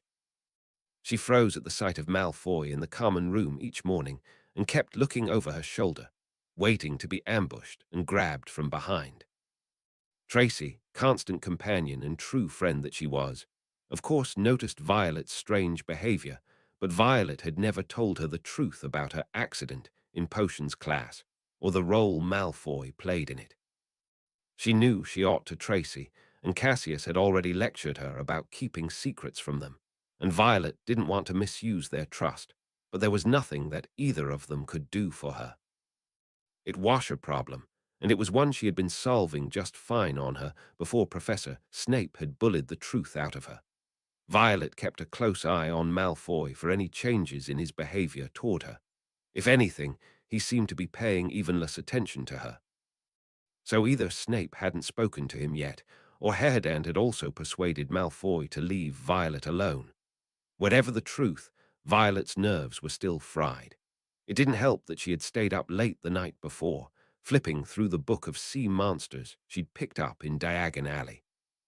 The pictures were truly gruesome, and some were downright terrifying, but Violet was determined to see what she could find within its weathered pages. Hagrid had mentioned that some magical creatures were capable of petrifying attackers or their prey. The school was positioned right next to a massive lake, and Violet was absolutely certain she'd seen figures moving outside the great glass window that looked out beneath the black water from the Slytherin common room. She hadn't found anything yet, but her research had only just begun. Their last class of the term had just come to an end. Violet and Tracy filed out Transfiguration with their classmates, weary smiles on their faces. The lesson may have ended, but their bags were heavy with all the homework their teachers had given them to finish over the break. I'm going back to bed, Tracy said, chubby arms wrapped tightly around herself. I might not sleep properly tonight, but at least I'll be warm. Care to join me? We could get a head start on Bin's essays. Violet scrunched up her cold nose at the thought of diving into schoolwork so quickly. You go ahead, she said. I want to have a look around the library first, see if I can find any more monster books. You'll give yourself bad dreams again, Violet, Tracy warned, but let her go without a fuss. The two girls hugged in the corridor and parted ways. Violet had only been up and down 2 rows of shelves, though everything was carefully alphabetized. Apparently, M did not stand for monster, when a flash of movement to the right caught her eye. Harry walked straight past the gap in the aisle where she was standing, a very determined look on his face. Violet opened her mouth to call after him, then remembered the fate of the last student to shout in the library and promptly closed it again. Harry jumped nearly a foot in the air when Violet came up behind him and put a hand on his shoulder. Sorry, she whispered quickly. I saw you go by. Are your classes over, too? Ours finished this morning, Harry said quietly, adjusting his glasses from where they had slipped. What are you doing here? You're not studying already, are you? Roman 6, you're almost as bad as Hermione. Not all books are for studying, Harry, Violet said, miffed. Sometimes I just like to read, you know. She looked him over, noting that he hadn't brought his bag or anything with him. What are you doing here, then? I'm looking for a boy in Hufflepuff, Harry said. He looked behind Violet, as thought she might be concealing the boy from him. Have you seen any Hufflepuffs in here? I think, said Violet. Try the back shelves. People like to gather there, and talk it's harder for Pince to sneak up on you there. Harry nodded his thanks, and Violet joined him as he crept silently toward the back of the library. Madame Pince, the ancient librarian, paused in her methodical stamping of overdue books to glare at them as they skulked past. But as they were making no noise, there was nothing she could really do to stop them. At the very back of the library, Harry found what he was looking for. A group of Hufflepuffs was gathered right where Violet thought they would be, and none of them seemed to be working. Between the long lines of high bookshelves, Violet could see that their heads were close together, and they were having what looked like an absorbing conversation. Harry took a few steps toward them and then froze. He grabbed Violet's hand as he ducked into the invisibility section, dragging her with him. She started to ask what he was doing, but Harry held a finger first to his lips and then tapped his ear. Be quiet and listen. So anyways, a stout boy was saying, I told Justin to just hide up in our dormitory. I mean to say, if Potter's marked him down as his next victim, it's best if he keeps a low profile for a while. Of course, Justin's been waiting for something like this to happen ever since he let slip to Potter he was Muggle-born. Justin actually told him he'd been down for Eton. That's not the kind of thing you bandy about with Slytherin's heir on the loose, is it? You definitely think it is Potter, then, Ernie, said a girl with blonde pigtails anxiously. Hannah, said the stout boy solemnly, he's a Parselmouth. Everyone knows that's the mark of a dark wizard. Have you ever heard of a decent one who could talk to snakes? They called Slytherin himself Serpent Tongue. There was some murmuring at this, and Ernie went on, remember what was written on the wall, enemies of the heir, beware. Potter had some sort of run-in with Filch. Next thing we know, Filch's cats attacked. That first year, Creevy was annoying Potter at the Quidditch match, taking pictures of him while he was lying in the mid. Next thing we know, Creevy's been attacked. He always seems so nice, though, said Hannah uncertainly. And well, what about his sister? She's the one who's actually in Slytherin, isn't she? What about her is right, said Ernie with a haughty little laugh. If she's a Parselmouth too, then she's hidden it well, and besides, she hasn't got any funny scar, has she? Harry's the one to watch, believe you me. And besides, Ernie lowered his voice mysteriously, the Hufflepuffs bent closer, and Harry edged nearer so that he could hear better. He didn't seem to notice that beside him, Violet was shaking. No one knows how he survived that attack by you-know-who. I mean to say, he was only a baby when it happened. He should have been blasted into smithereens. Only a really powerful dark wizard could have survived a curse like that. He dropped his voice until it was barely more than a whisper and said something that Violet could no longer hear. Whatever it was clearly enough for Harry. Clearing his throat loudly, he stepped out from behind the bookshelves. Violet followed, hovering behind his shoulder. If she hadn't been feeling so angry, she would have found the sight that greeted them funny. Every one of the Hufflepuffs looked as though they had been petrified by the sight of them, and the color was draining out of Ernie's face. "Hello," said Harry. "I'm looking for Justin Finch-Fletchley." The Hufflepuff's worst fears had clearly been confirmed. They all looked fearfully at Ernie. "What do you want with him?" said Ernie in a quavering voice. "I want to tell him what really happened with that snake at the dueling club," said Harry. Ernie bit his white lips and then, taking a deep breath, said, "We were all there. We saw what happened. Then you noticed that after I spoke to it, the snake backed off," said Harry. "All I saw," said Ernie stubbornly, though he was trembling as he spoke, "was you speaking Parseltongue and taking over that snake's mind to chase it toward Justin." "I didn't do anything to its mind," Harry said, his voice shaking with anger. "And it didn't go anywhere near Justin. I was trying to keep it away from my sister. We all saw it twisting and writhing, trying to fight you out of its head," said Ernie. "That wasn't Harry," Violet said suddenly, and all eyes snapped to her, still half hidden behind her brother. "It was going for him first. You saw that when Malfoy conjured it, I was trying to hold it so he could run away." "So you're here, Parselmouth," Ernie exclaimed, eyed widening alarmingly. "She's not," Harry said at once, but the other Hufflepuffs were already whispering fearfully amongst themselves. He huffed angrily. "Look, I just want to talk to Justin and tell him. I'll never tell you where he is," said Ernie dramatically, his whole body racked with nervous tremors. "And in case you're getting any ideas, I might tell you that you can trace my family back through 9 generations on witches and warlocks, and my blood's as pure as anyone's. So, I don't care what sort of blood you've got," said Harry fiercely. "Why would we want to attack Muggleborns?" "I've heard you hate those Muggles you live with," said Ernie swiftly. "It's not possible to live with the Dursleys and not hate them," Violet spat. "I'd like to see you try it." She grabbed Harry's hand and tugged, and the pair of them turned on their heels and stormed out of the library, earning a reproving glare from Madame Pince, who was now polishing the gilded cover of a large spellbook. Harry's fury had his legs moving faster than Violet's, and she readily let him take the lead in pulling her up the corridor. She barely noticed where they were going, so blinded she was by the angry tears that had begun to well up in her eyes. The result was that when Harry came to an abrupt stop in front of her, she had no warning and ran straight into him, and the pair of them fell back onto the floor. "Oh, hello, Hagrid," said Harry, looking up. Hagrid's face was entirely hidden by a woolly, snow-covered balaclava, but it couldn't possibly be anyone else, as he filled most of the corridor in his moleskin overcoat. A dead rooster was hanging from one of his massive, gloved hands. "All rig, you two," he said, pulling up the balaclava so he could speak. "Why Aaron yer in class?"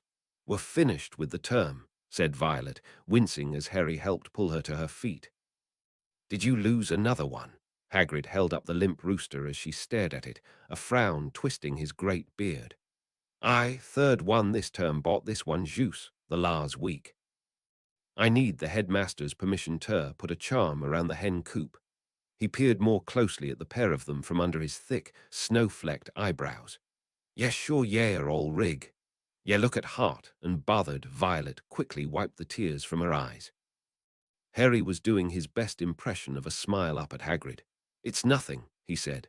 "We'd better get going, Hagrid. We've got our homework." Harry started to walk away, dragging Violet along behind him. She waved awkwardly back at Hagrid as they went. "He was only trying to help," Violet said. "We could have talked to him, you know." "Yeah, go back and talk to him then," Harry said tightly, letting go of her hand. "I'm going somewhere quiet to try and calm down." Even without Harry pulling her along, Violet trailed after him with no mind to be going anywhere else. They stamped up the stairs and turned along another corridor, which was particularly dark. The torches had been extinguished by a strong, icy draft that was blowing through a loose window pane. The pair of them were halfway down the passage when Harry let out a small yelp and, staggering, tripping headlong over something lying on the floor. Violet reached out to help steady Harry and squinted at what he'd fallen over in the first place. It suddenly felt as though her stomach had dissolved. A young boy in Hufflepuff robes was lying on the floor, rigid and cold, a look of shock frozen on his face, his eyes staring blankly at the ceiling. And that wasn't all. Next to him was another figure, the strangest and more horrible sight Violet had ever seen. It was nearly headless Nick, no longer pearly white and transparent, but black and smoky, floating immobile and horizontal, 6 inches off the floor. His head was half off, and his face wore an expression of shock identical to the boy's. Harry scrambled to his feet, his breathing fast and shallow, as he stared at the two figures. He grabbed tightly onto Violet's arm and looked wildly up and down the corridor.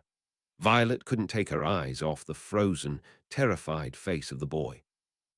The only sounds were the muffled voices of teachers from the classes on either side. They could run, and no one would ever know they had been there. But they couldn't just leave them lying there. They had to get help. Would anyone believe they hadn't had anything to do with this? As the two of them stood there, panicking in their own ways, a door opened right next to them with a bang. Peeves the poltergeist came shooting out.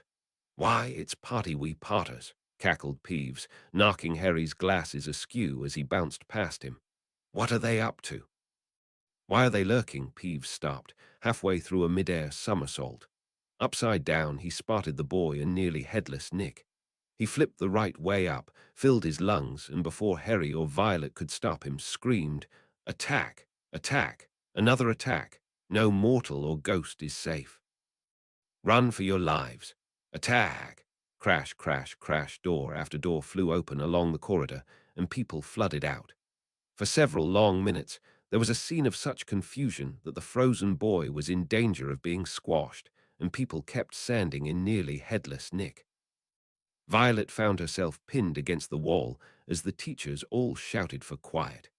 Professor McGonagall came running, followed by her own class, one of whom was Cassius.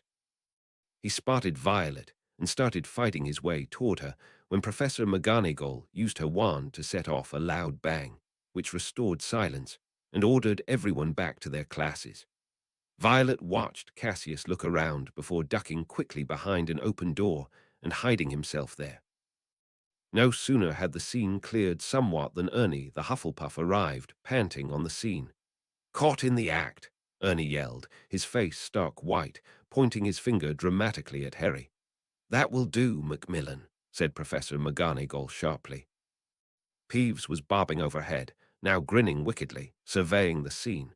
Peeves always loves chaos. As the teachers bent over the boy and nearly headless Nick, examining them, Peeves broke into song. "Oh, Potters, you rotters! Oh, what have you done? You're killing off students. You think it's good fun." "That's enough, Peeves," barked Professor McGonagall, and Peeves zoomed away backward, with his tongue out at Harry and Violet. The petrified boy was carried up to the hospital wing by Professor Flitwick and Professor Sinistra of the astronomy department, but nobody seemed to know what to do for nearly headless Nick.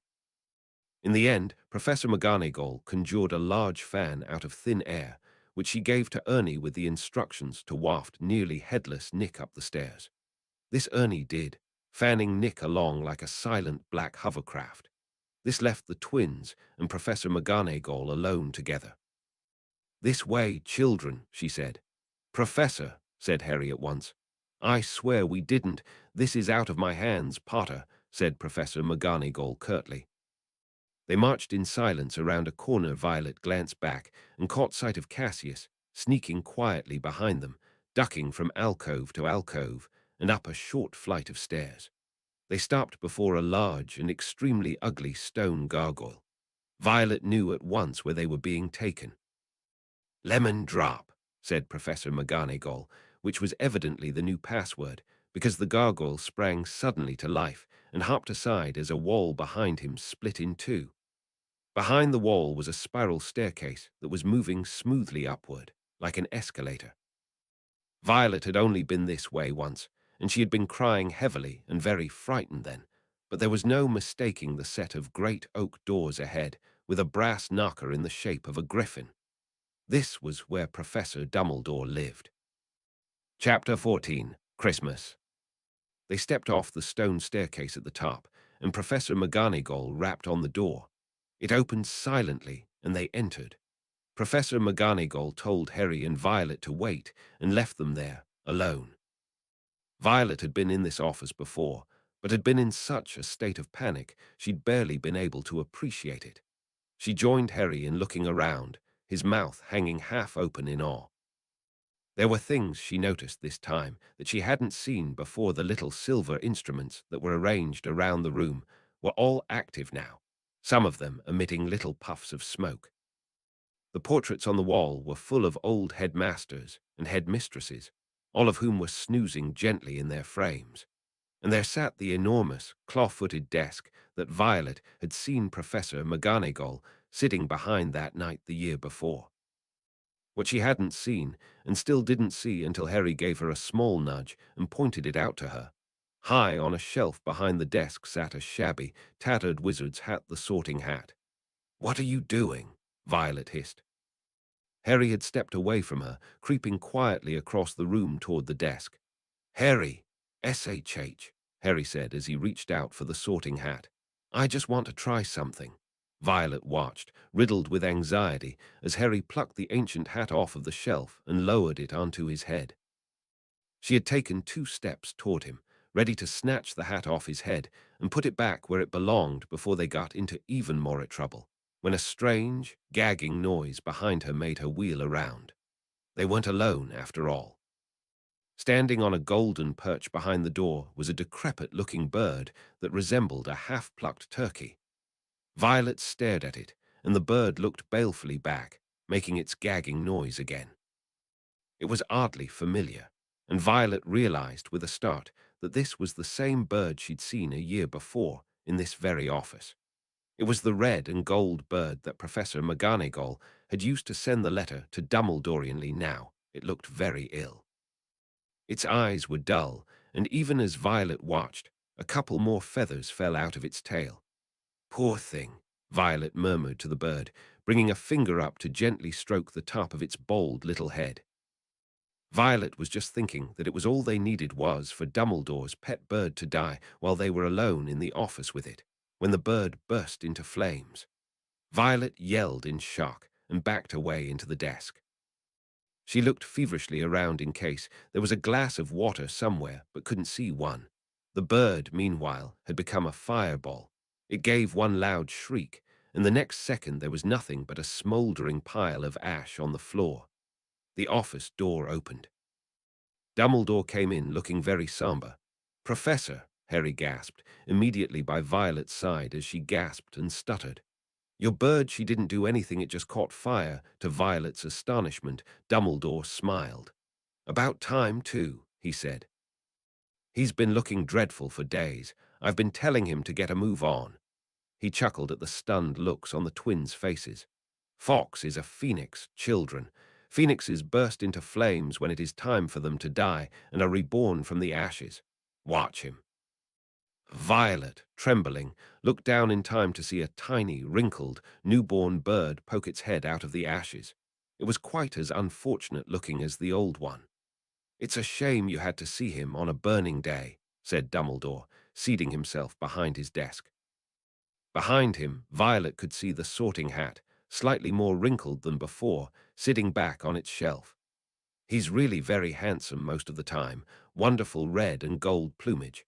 Fascinating creatures, phoenixes. They can carry immensely heavy loads, their tears have healing powers, and they make highly faithful pits."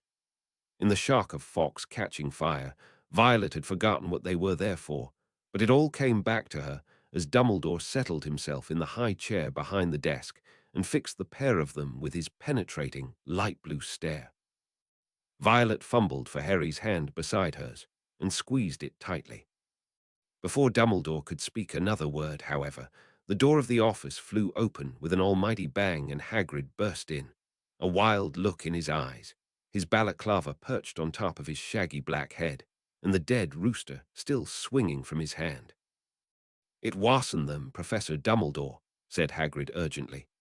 "I was talking to 'em seconds before that kids was found. They never had time, sir." Dumbledore tried to say something, but Hagrid went ranting on, waving the rooster around in his agitation, sending feathers everywhere. Violet decided in that moment that she loved Hagrid more than she had ever loved anyone besides Harry. "It can have been them, I'll swear it in front o' the Ministry are magic if I have to, Hagrid. Have got the wrong kids, sir. Harry and Violet never." "Hagrid," said Dumbledore loudly. "I darn't think that these children attacked those people." "Oh," said Hagrid, the rooster falling limply at his side. "Right, I'll wait outside then, headmaster." And he stomped out looking embarrassed. "You don't think it was us, Professor?" Harry repeated hopefully as Dumbledore brushed rooster feathers off his desk.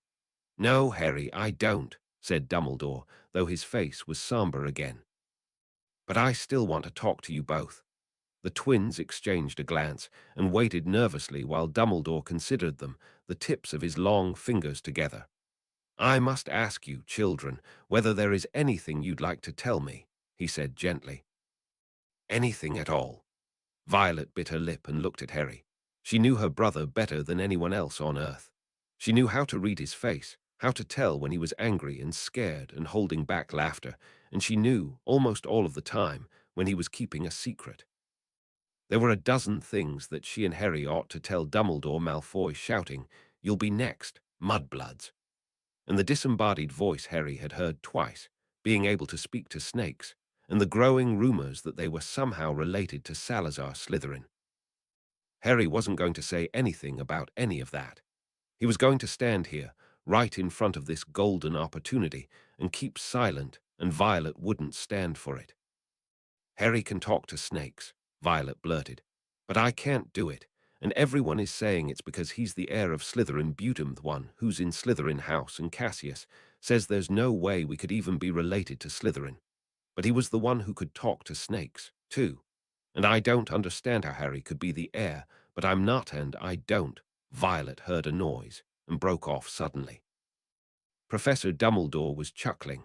Sorry, Violet said, embarrassed with herself for rambling. My dear girl, there's nothing to apologize for, said Professor Dumbledore, smiling at her.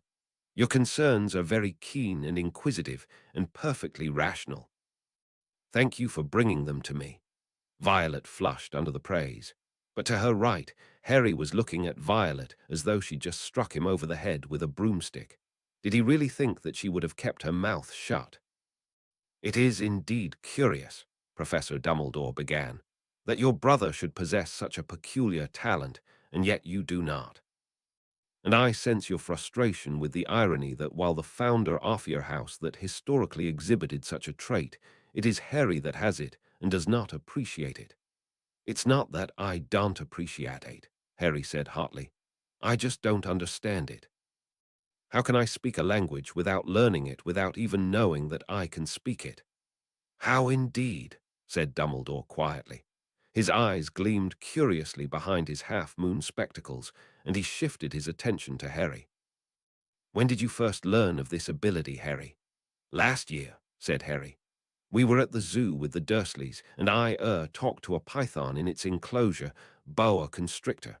Violet interrupted in exasperation. Harry, I've told you.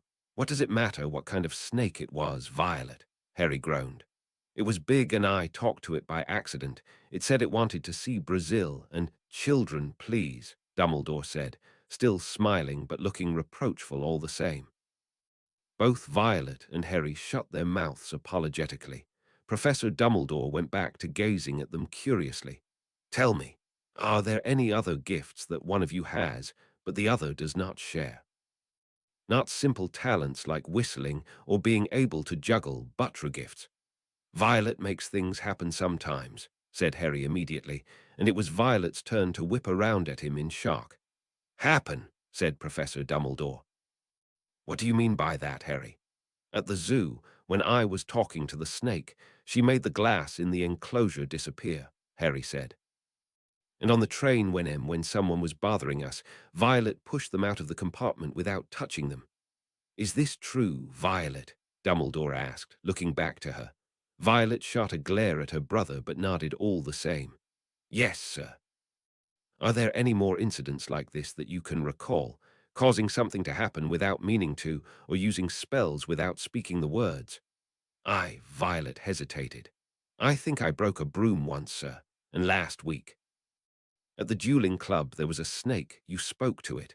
No, Harry did, but before that I didn't want it to attack him, and I think I made it stop. In what way? Said Dumbledore, looking at her intently. Was it frozen, immobilized? And no, it was, I dunno, writhing around.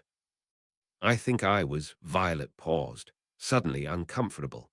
She didn't know she'd done to that snake, or even that she had done anything to it at all until she'd started talking about it. It wasn't Ariel Snake, or Professor Snape couldn't have banished it into smoke like that, but the way it had moved, and how angrily it had come at her afterwards. I hurt it, Violet whispered. She looked up at Dumbledore, desperate to make him understand. I wasn't trying, I didn't want to make it hurt. I just wanted to give Harry a chance to run away from it. But then it stopped, and it started coming at me, like it knew that it was the one who did that to it. But I told it to leave you alone, Harry said firmly, and it did. That was only the second time I spoke Parseltongue, Professor. I didn't know that it was weird until Ron and Hermione told me that it was, and that Salazar Slytherin could do it too. And that's when everyone started saying it might bemuhose the heir of Slytherin, but Violet's right. How can it be me and not her? Harry, I can very firmly say that the heir of Slytherin is noteth her off you, said Professor Dumbledore. Your friend, Mr. Warrington is right. Violet the Potter family has never had any connection to the Slytherin line through birth or through marriage. Of that I can assure you. Harry and Violet looked at one another in relief. If Professor Dumbledore could tell them that with certainty, then there was nothing Malfoy or Snape or anyone else could say to make them doubt it. It wasn't until later that evening, lying in bed and trying to fall asleep beneath the shelter of the warm blankets, that Dumbledore hadn't really given them an explanation for anything. For Harry being able to talk with snakes, or Violet's talent for causing accidents. He had listened to them and offered comfort and reassurance, and yet neither of them had any more answers than when they had first stepped into his office. Violet rolled over restlessly, careful not to kick Crookshanks in the process. He'd only just started sleeping with her again. He was a tricky one, Professor Dumbledore. Clever, kind, and very wise, but tricky. The double attack on Justin and nearly headless Nick turned what had hitherto been nervousness into real panic. Curiously, it was nearly headless Nick's fate that seemed to worry people most. What could possibly do that to a ghost? People asked each other, what terrible power could harm someone who was already dead? There was almost a stampede to book seats on the Hogwarts Express so that students could go home for Christmas. At this rate, we'll be the only ones left, Tracy told Violet and Cassius. Us, your brother and his friends, and Malfoy. Can you believe a Malfoy's staying Roman 6? What a jolly holiday it's going to be. Crabbe and Goyle, who did whatever Malfoy did, had signed up to stay over the holidays, too. Violet was miffed in part because she'd never much been looking forward to taking over the couch in front of the fire, but also because it meant she still had to keep looking over her shoulder. Malfoy still hadn't approached or attacked her, but the fear of such a thing lingered. On the other hand, she and Harry were actually grateful that most people were leaving. They were tired of people skirting around them in the corridors as though they were about to sprout fangs or spit poison, tired of all the muttering, pointing, and hissing as they passed. Violet regretted that she'd ever begrudged Harry all the attention he was getting. Now that all eyes were on her as well, all she wanted to do was sink into the floor and disappear. Fred and George, however, found all this very funny. They went out of their way to march ahead of Harry and Violet down the corridors, taking turns with them and shouting, "Make way for the heirs of Slytherin, seriously evil wizards coming through." Their older brother, Percy, was deeply disapproving of this behavior. "It is not a laughing matter," he said coldly, stopping them in the hallway one morning. "Oh, get out of the way, Percy," said Fred. "Violet's in a hurry." "Yeah, she's off to the Chamber of Secrets for a cuppa with her fanged servant," said George, chortling. Ginny didn't find it amusing either. "Oh, don't," she wailed every time Fred asked Harry loudly who he was planning to attack next, or when George pretended to ward Violet off with a large clove of garlic when they met. All this was something Violet didn't mind, at least. It made her feel better that Fred and George thought the idea of her and Harry being Slytherin's heirs was quite ludicrous. But their antics seemed to be aggravating Draco Malfoy, who looked increasingly sour each time he saw them at all. "It's because he's Bustinto, say it's really him," Cassius drawled with grim satisfaction. "You know how he hates anyone beating him at anything, and you're getting all the attention for something he wishes he could say was his doing. If he wants to confess, that's just fine by me," Violet said, flipping through the morning's Daily Prophet. "It's his own fault for being an idiot." At last the term ended, and a silence deep as the snow on the grounds descended on the castle. Violet found it peaceful rather than gloomy, and enjoyed the fact that she and Tracy had the girls' dormitory all to themselves, which meant they could play Exploding Snap without bothering anyone and practice dueling in private. Violet had followed Professor Flitwick's advice and gently bullied Cassius into teaching her some of the higher-level spells he knew. The most fun and useful by far was the seize and pull charm. Violet and Tracy delighted in shooting a bright red rope of magic at an object. They'd been practicing with their Lockhart books, stood up in rows, and yanking their arms backward, bringing the item with them. Violet gave herself a cut lip by pulling too hard and hitting herself in the face with Tracy's copy off-getting with ghouls, and Tracy very nearly grabbed Crookshanks by mistake. In the end, the three of them collapsed into a pile of laughter, bruised and battered, and wand arms aching from overexertion. Later, Cassius resolved to teach them both the mending charm. Christmas morning dawned, cold and white. Violet, who was sound asleep and dreaming of swinging from the rafters of the great hall with a magical red rope, was woken abruptly as Tracy's full weight landed on top of her. "Violet!"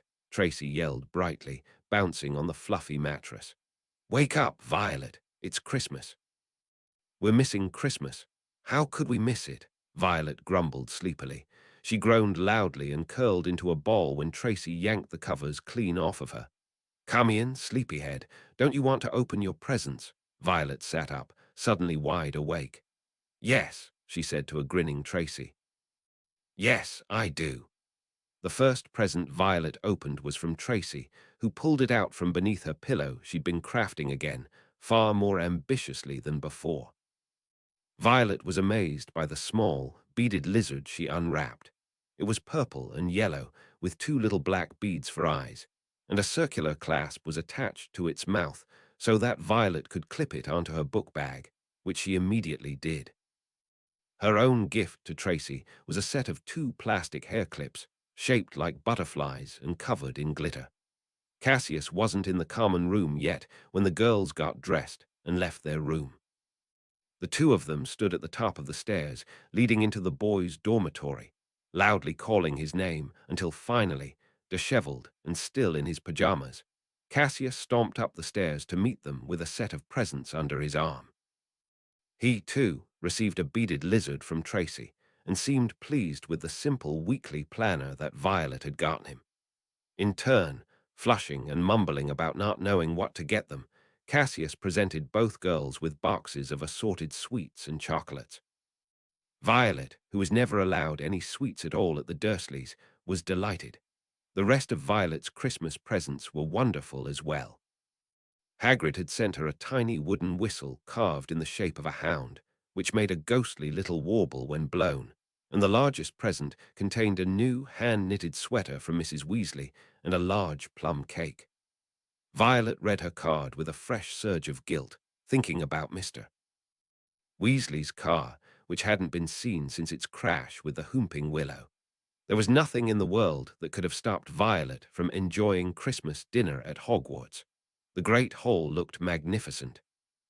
Not only were there a dozen frost-covered Christmas trees and thick streamers of holly and mistletoe crisscrossing the ceiling, but enchanted snow was falling, warm and dry, from the ceiling. Dumbledore led them in a few of his favorite carols, Hagrid booming more and more loudly with every goblet of eggnog he consumed. Violet made an appearance at the nearly empty Gryffindor table and was greeted with cheers and open arms not only from Harry, but all the Weasleys as well. Fred and George pressed a loosely wrapped package into her hands, which turned out to be an opened, nearly empty box of sugar quills. There was only one left. "Mum sent enough for each of us kids," Fred said. "But precious Percy didn't want his, so we're giving to you," said George. "Hope you like lime." "I do, actually," Violet said, grinning. Harry had a gift for her as well. While he opened the small glasses repair kit Violet had gotten him, she peeled back the paper covering a brand new hairbrush, comb, and a small, matching mirror. They were simple, practical gifts, but the thoughtfulness of it meant the world to her. At the Dursleys, the pair of them were rarely able to exchange proper gifts. Uncle Vernon and Aunt Petunia had, over the years, given them such horrible things as a pack of toothpicks, a pair of knobbly old socks to share between them, and a single coat hanger. Dudley had never given either of them a present, though of course the twins were expected to get him something for every Christmas and birthday. But the Dursleys weren't here now. It was Christmas. They were at Hogwarts, and they were surrounded by friends and people who cared about them. It was the best sort of present that Violet could have ever asked for. Chapter 15. the very secret diary. As much as Violet enjoyed having the free time to spend goofing off with her friends, she was pleased when the Christmas holidays came to an end and everyone returned to school. She'd missed the noise and the classes, and had begun to get bored once all their winter homework had been completed. Fortunately, or rather, unfortunately, once the new term started, all of their teachers had begun piling the assignments on. Professor Binns wanted them to read not one but three books on the subject of international wizarding associations and their influence on modern wizard politics, and expected at least 3 feet of parchment on the subject. Not only that, but Professors McGonagall and Snape had given them so much homework Violet thought she was likely to be in the 6th year before she finished it. Violet had also made a point of showing Professor Flitwick that she'd followed his advice after all and started learning new charms outside of class. He was just as delighted by her mastery off-cup retractum as Violet was herself, and she was on her way to his office to show off her newly learned mending charm when something small and orange bowled straight into her and knocked her off of her feet. "Oof," Violet said, landing hard on her bottom. "Hey, watch where you're," a familiar freckled face peered back at her in horror from between curtains of bright red hair. It was Ginny Weasley who had run into Violet. She was crying. Sorry," Ginny squeaked, sticking out a trembling hand to help Violet up. "I'm so sorry. I didn't mean I didn't see you. It's all right," Violet said gently as she was pulled to her feet. "It was an accident. I'm not hurt. Are you okay? Did something happen?" "No," Ginny said quickly. She took a step back, away from Violet, her expression furtive. I'm okay." I was just, whatever she was about to say was drowned out by a sudden, shrill wailing from the corridor beyond. There was a loud and metallic clang followed by the sound of rushing water. Ginny's face went white. "Oh no," she whispered, staring back down the hallway. "No, no, no." Confused and concerned, the wailing had only gotten louder, and there was even more clanging now. Violet reached out and grabbed hold of Ginny's hand. "Come on," she said, when Ginny whipped around to look at her in alarm. "Let's get you out of her before Filch arrives." She gave Ginny's hand a tug, and two girls ran quickly and quietly away from the second floor. Violet didn't know what sweet little Ginny could have possibly done to cause such a violent reaction, but she didn't think they needed to stick around and find out. Violet didn't stop running until they were 3 floors up on the other side of the school. Both she and Ginny were winded and panting, finally dropping their joined, sweaty hands to better catch their breath. The shouts and crashes had faded far behind them, and now the two of them were alone just beneath the astronomy tower. Ginny, who hadn't stopped crying all the time they were running, let out a sob and sank to the floor with her back to the stone wall. She drew her knees to her chest and curled into a little ball beneath the window. Violet immediately sank down beside her. "Hey," she said gently, unsure exactly what to do. "It's all right. You're not in trouble for whatever happened. It'll be okay, Ginny." "You don't understand," Ginny cried thickly. "It's my fault. It's all my fault." She looked up suddenly, her eyes wild. "You can't tell anyone," Ginny said. "Please, please, don't tell anyone. I don't even know what's going on," Violet said, bewildered. "Ginny, what happened to you? Are you hurt?" Or Ginny shook her head fiercely, sending flaming hair fanning out in all directions. "No, I'm okay now. I got rid of it, so it's okay." "Got rid of what?" Ginny's expression turned terrified. She shrank away from Violet, eyes wide as she peered over the tops of her knees. Violet put both hands up and tried to make herself appear as non-threatening as possible. She'd never been in this situation before, at least, not on this side of it. Usually she was the one curled up and crying, and now she was racking her brain to remember the ways Harry usually went about calming her down. "Ginny," said Violet, "it's okay. You're safe, and I'm not going to hurt you. But I'm not going to leave you all alone, either." Cautiously, Violet reached out and put a hand on Ginny's shoulder. She couldn't tell which of them was shaking. "I'll listen if you want to talk about it," Violet said gently. "Or we can just sit here if you like." Ginny didn't respond. She was breathing quickly and shallowly, her small body occasionally racked by a silent sob. She didn't pull away from Violet's hand on her shoulder, so she left it there and settled down on the floor, waiting for Ginny to calm down and be able to speak. Roughly 10 minutes passed. Violet kept track the way she always had, by counting the beats of her own heart before there was any movement between them at all. At last, Ginny took a deep breath and raised her head. Her freckled face was no longer wet with tears, though her eyes were still very red from crying, and she looked up at Violet with a shy expression. "Thanks," Ginny said quietly. Violet gave her a small smile. "Any time." "You promise not to tell anyone about this," said Ginny, and Violet nodded. "Promise, your secrets are safe with me." She'd meant for her words to be reassuring, but Ginny only looked even more troubled. "I should have said something when it started," she muttered, staring distantly at the wall opposite them. "Itrito talked to Ron about it, but then Percy butted in, and I can't say anything, guarantee him, without him writing home to Mum about it. I wanted to talk to Fred and George, but they're not taking anything seriously lately. Ron always listens, but lately all he does is spend time with Harry." "Sorry, I didn't mean that's not bad. Harry's wonderful and mean. It's hard to talk to your brother without my brother hanging around," Violet said patiently. "Believe me, I get it." Ginny gave her a weak, brief smile. "I haven't really made any friends yet," she said. "There aren't many girls in my year, and they all made friends with each other first, and none of the boys want to be my friend because I'm Aggle. Hardly anybody speaks to me, except—" Ginny's face went pale suddenly, and she shivered as though she just stepped through a ghost. Her eyes darted quickly to Violet. "Do you keep a diary, Violet?" Ginny asked. "No," said Violet. "I've wanted to, but I was always scared the Dursleys would find it and read it and be angry with me for keeping it from them, so I never got around to it. And we weren't really allowed our own pens or paper or anything." She broke off as Ginny's face scrunched up. That wasn't the sort of thing Violet was supposed to tell other people about, according to Uncle Vernon and Aunt Petunia. She and Harry weren't to say anything about where they slept or what they didn't have.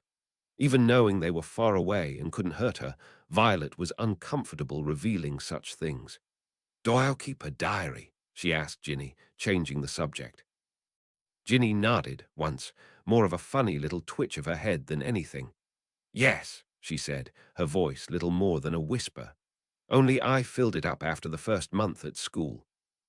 I was so excited about everything. I wanted to write it all down and remember it forever, and I wasn't thinking about how many pages were left. So I ran out of room, and I started a new one. But Ginny shivered and shrank in on herself again. "I don't know where it came from," said Ginny, her voice very small and partly muffled by her own knees. "I found it with my other books, but I don't remember Mum or Dad buying it. But it was empty, so I started writing my name and everything on the first page, and—" Behind the curtains of her hair, Violet could see Ginny's wide eyes staring blankly at nothing, as though lost in her own mind. When next she spoke, her words were so quiet that Violet had to strain to hear them. It started talking back. "Talking," Violet said. "The book spoke to you." "Not out loud," said Ginny, trembling again. "Whenever I wrote something, the page would start writing back to me. Words just showed up, even though no one but me was there. I wrote down, 'My name is Ginny Weasley,' and at first I thought something was wrong with the book because the words just disappeared, and then the different words started showing up. It wasn't my handwriting." "Did you recognize it?" Violet asked swiftly. A talking book sounded an awful lot like a prank, and there was no one she knew who was better at pranks than Ginny's very own older brothers, Fred and George. But Ginny shook her head at once and said, "His name is Tom Riddle," she murmured, as though the words didn't want to come out of her mouth, and then everything started coming out in a rush. "His name was on the cover, but I didn't know what it was, and Tom started talking to me, asking me about my day and my family. I was scared at first. Mum and Dad always told me not to talk to strangers, but he wasn't a stranger. He was my friend. He listened to everything I told him about how lonely I was and how I'm scared I won't make any friends. and Fred and George and Ron and Percy hardly pay attention to me any more, and Harry." She sucked in a breath and looked at Violet with panic in her eyes. Violet smiled in what she hoped was an understanding manner. It had been obvious from their time at the Burrow that Ginny adored Harry, or at least the idea of him. Violet couldn't understand why Harry was a skinny little idiot who never did what he was told, but surely that was just because she was his sister. While Harry must have been something wonderful to Ginny, to her he was just Harry. "That sounds lovely, though, Ginny," Violet finally said. "A friend you could carry around in your pocket and talk to whenever you want." She had meant to sound encouraging, but Ginny's response was to go pale and seize up again. "That's what I thought, too, at first," said Ginny quietly. "And it'd bring him everywhere, even in class we would talk, and he would help me with some of the questions, and with homework. He told me it was okay when I was worried it was cheating. He really made me feel like I wasn't alone, and he cared about me." But Ginny squeezed her eyes shut as fresh tears began sliding down her cheeks. "But he started getting angry with me, and I started feeling sick and getting dizzy and forgetting things, how I got somewhere, or who I'd been talking to. I didn't know what was going on, and when I told Tom about, he told me I was imagining things, but Icknui wasn't." Violet was starting not to like the sound of this Tom riddle. Ginny was plainly terrified and upset just talking about him, and the idea of a friendly magical item turning hostile was a chilling thought. "Ginny, where is the diary now?" Violet asked. "I threw it away," Ginny sniffled fiercely. "I'd stray it so I'll never have to talk to him again, and neither will anyone else." "Is that what all the clanging was back there?" Ginny nodded. "I flushed it down a toilet," she said, her face going slightly pink. "I think Moaning Myrtle might have been hiding in it, though. Oh, dear. That would explain all the shrieking." "She reminds me of the ghoul in the attic at home," said Ginny, "only with more crying. I don't know if I could stand it if the ghoul started crying." "I don't suppose you could just hand it a handkerchief, could you? Not without it using it to clog up the pipes later." The two girls looked at each other, nodding seriously, and then began to giggle. Small chuckles at first, which graduated to full, proper laughing, letting go of all the tension that had been hanging between them during their talk. Ginny's tears had finally dried, and her posture gradually opened up from her tightly curled ball against the wall. Violet watched as she wiped her face down with the sleeve of her jumper, and then opened her arms wide in invitation. Ginny barely hesitated before leaning forward and returning the hug. It was only a brief squeeze and a bit awkward for both of them, but it had felt like the right thing to do in the moment. "You really won't tell anyone, will you?" said Ginny as they pulled apart, looking slightly nervous once more. "Not even Harry. He'll tell Ron, and then Ron will tell Percy, and Percy will tell Mum, and Pinky promise," Violet cut in, sticking out the little finger on her left hand. Ginny stared at it. "You're, supposed to shake it." Still looking at her funny, Ginny crooked her own pinky and linked their fingers together. Violet gave their hands a gentle shake and let go. She smiled warmly at Ginny. "It'll be our secret." So much had happened since the start of Christmas break that Violet had almost forgotten she was supposed to be in trouble. It came as a nasty reminder when, at the end of their first potions class of the term, Professor Snape held her back to inform her that her detentions would be resumed. Violet's mood was soured for the rest of the day. She sulked her way through the rest of her lessons and had a good cry during a spare period, with Tracy there all the while to hold her hand and tell off anyone who tried to come ask what was wrong. Although the matter of who'd fouled up Neville's potion had been solved, Violet was still being held accountable for lying to the teachers about it.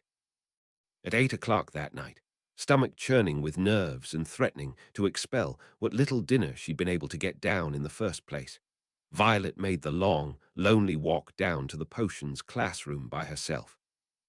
The door was ajar when she arrived, though Professor Snape was nowhere in sight. Violet had expected a pile of filthy cauldrons to be waiting for her, but the classroom seemed to be perfectly in order. Perhaps Snape had forgotten about her detention. Nervously, unsure of whether or not she should just leave and hope for the best, Violet stepped quietly into the classroom. Faintly, the sound of popping bubbles reached her ears. She was wrong about it being completely in order. At the front of the room was Professor Snape's large wooden desk, where he would often call up the class to observe his demonstrations. There was a large cauldron sitting on it, bubbling away with a small blue flame flickering beneath it. Curious, Violet peered over the lip of the cauldron to see what was brewing inside.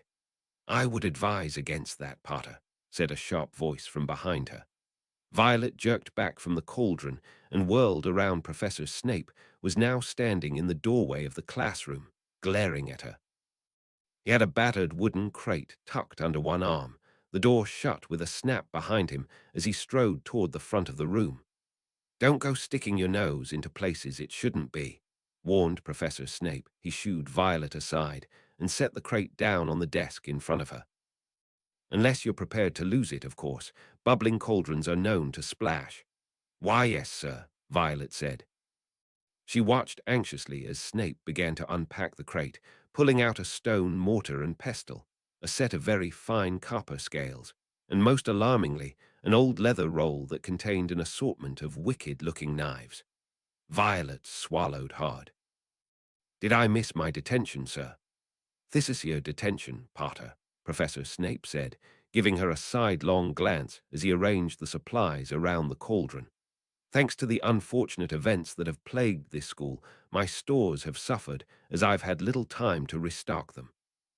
I still have little time to bother with some of the simpler concoctions, which is where you come in." Violet looked up with Snape's sour expression with wide-eyed confusion. Was he going to test potions on her to make sure they worked?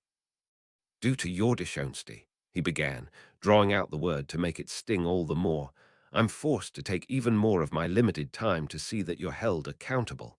Are you familiar with the expression, killing two birds with one stone?" Violet nodded jerkily.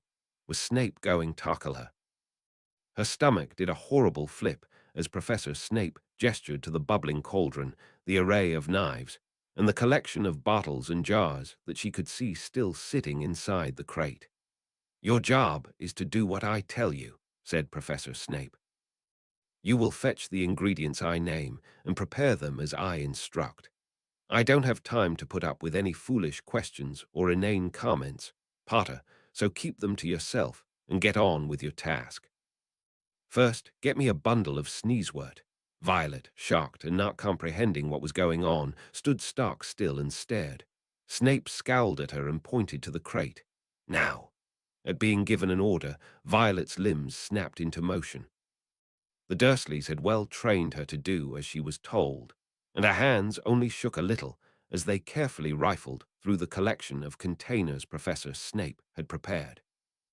Each glass jar and bottle was carefully marked with a little paper label, though the spiky scrawl was difficult to make out at times. After what felt like an eternity, and with Snape's black eyes boring into her all the while, Violet finally located a jar bearing the label sneezewort, dried. She held it up to Professor Snape. "Congratulations," he sneered. "You've mastered the art of reading.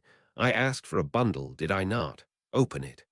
Violet's hands were trembling so bad she could barely keep hold of the jar. It took 3 awkward, fumbling attempts to pry the wide cork from the top of the jar. Inside, tied into neat little bouquets, were 5 bundles of dried flowers held together in groups of 4. Violet's fingers were trembling so hard she couldn't grasp anything.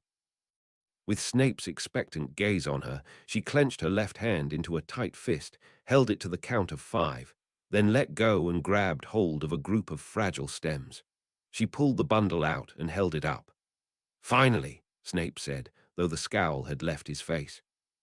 He pointed to the mortar and pestle. "Remove the stems and discard them. Crush the head of the flower into a fine powder." Violet stepped up to the desk and did as she was instructed. The end of the pestle was rough and chipped, as though it had been used many a time to break down much harder materials than the petals of a dried flower. Crushing them proved more difficult than Violet expected.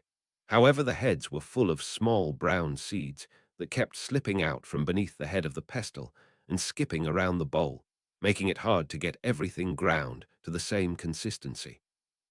She kept working at it, focused on getting the powder as fine as possible before stepping back to let Professor Snape lean over to inspect her work. "Passable," he commented, but reached out and took the mortar all the same.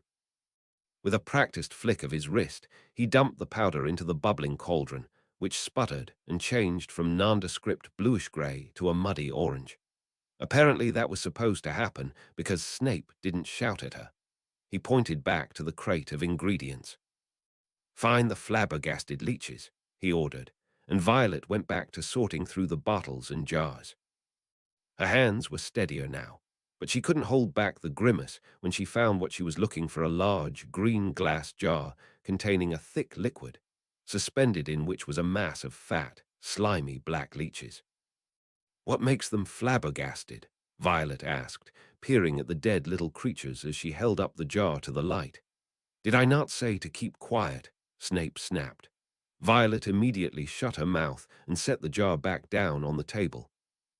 "This potion calls for 3 leeches, skinned and detoothed. You will have to drain them as well." Violet stared up at Professor Snape in horror. He looked pointedly at the roll of knives.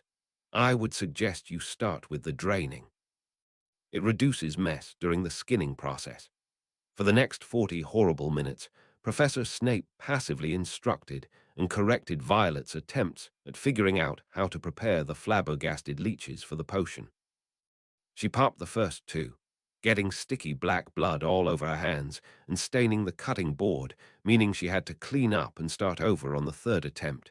She pierced the leech in the correct place and was able to catch the contents of its stomach in a little bowl and leave the rest of her workstation clean. The detoothing process was as disgusting as it was tedious. Each leech had dozens and dozens of tiny, razor-sharp little teeth arranged in rings at one end of their little black bodies, and they had to be individually plucked and scraped from the head before they were able to be used. Violet had collected a neat, sticky little pile at the corner of her cutting board. She couldn't help but think it resembled a mashed blackberry, full of seeds. The hardest part of the skinning process turned out to be picking the right knife. Snape's quiet tutting and hums were the only guidance Violet received as her hands hovered over the selection of blades. Finally, she correctly chose a small, short knife with a large blade that curled back to form a sort of semicircle. It was very sharp, and she made short work of the leeches. They didn't disgust her nearly as much as they had at the start, and Professor Snape's small nod and lack of biting critique told Violet that she'd done well.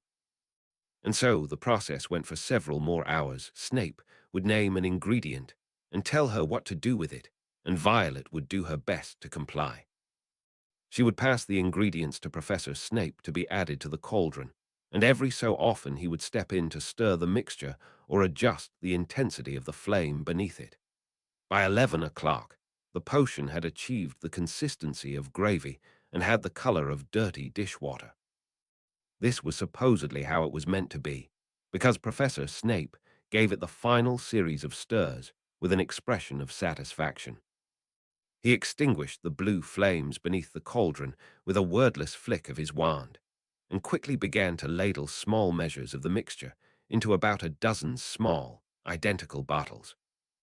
"That's all for tonight, Potter," he said at last, after Violet had stood there watching him for a few minutes.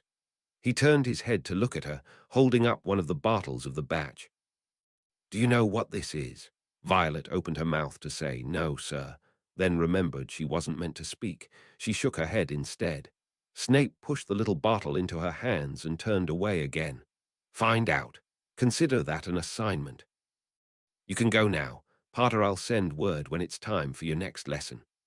Violet was halfway across the entrance hall, the warm bit of potion clenched in her fist, before she realized that Snape hadn't said detention.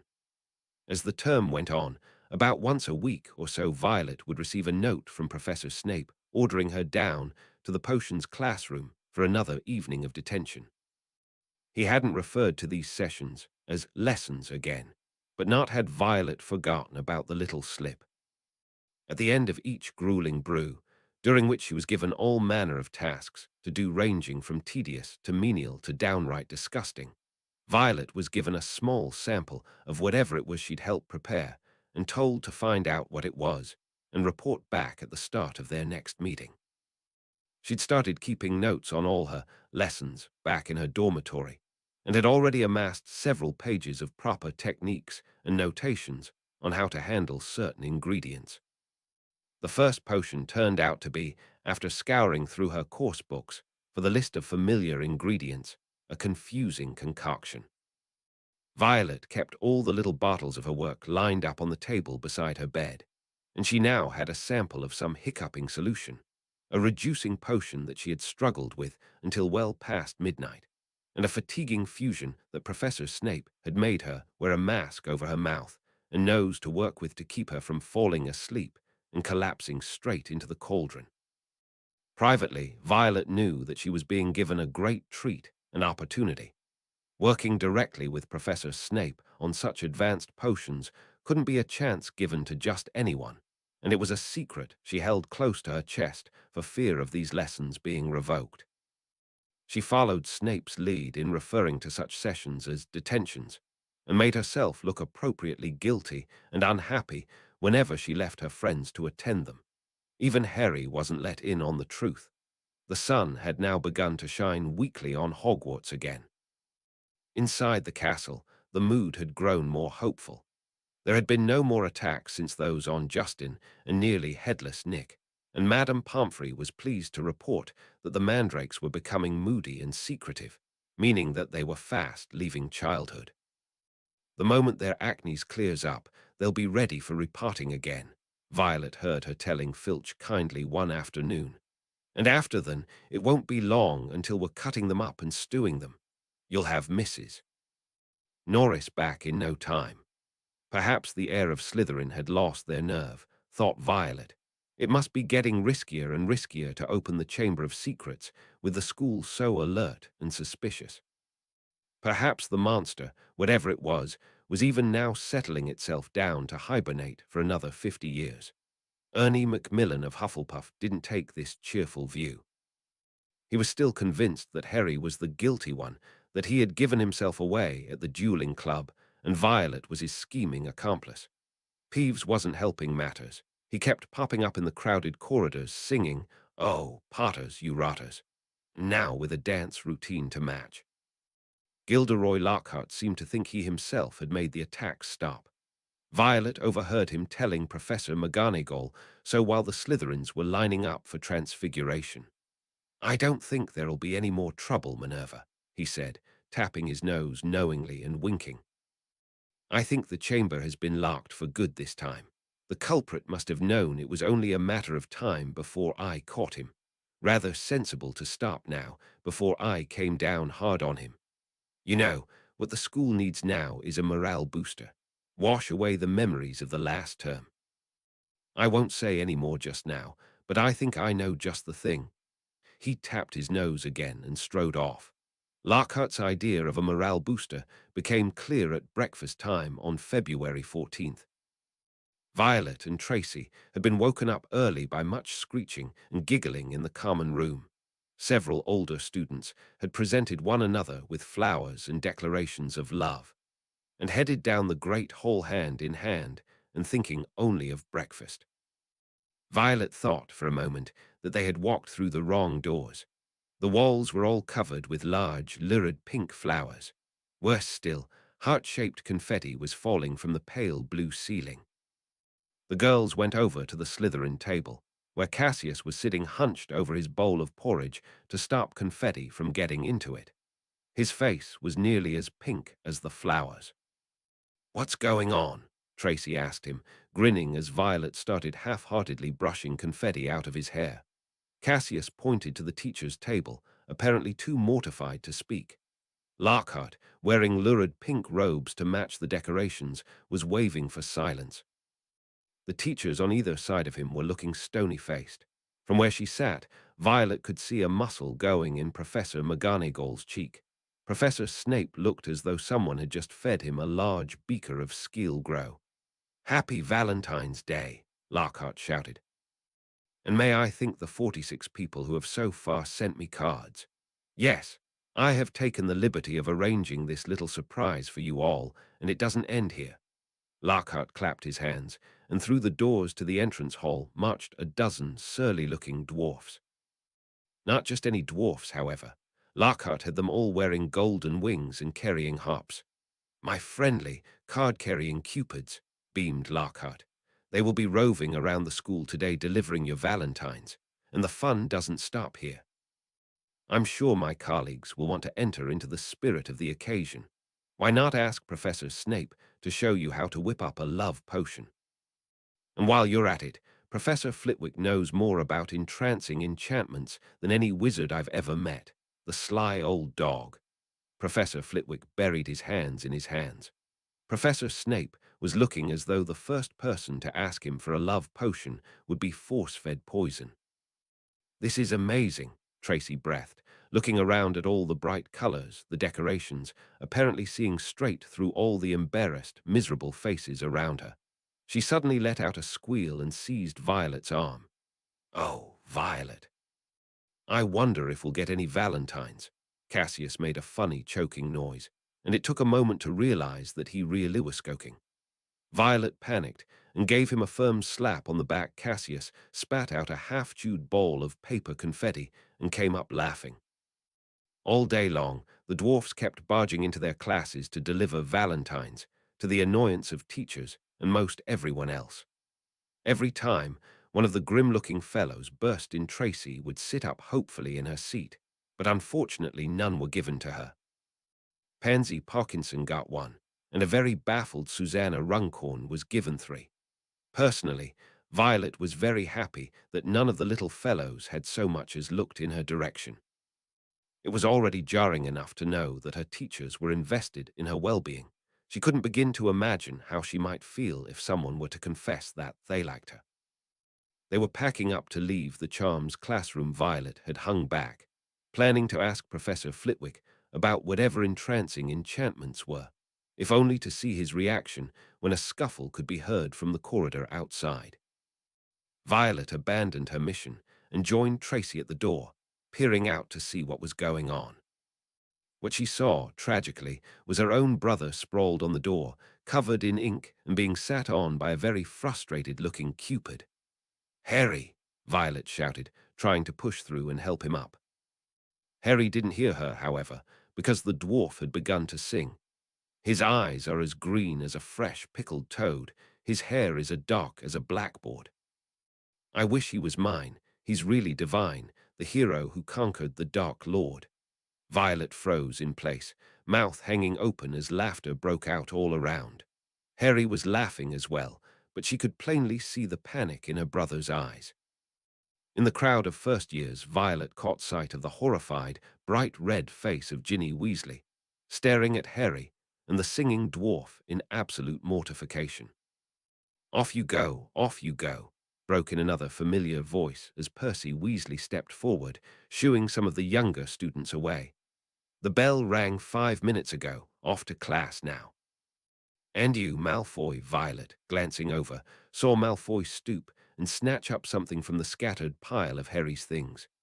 Leering, he showed it to Crabbe and Goyle, and Violet realized it was a book of some sort. It was small and black, and looked rather like a diary.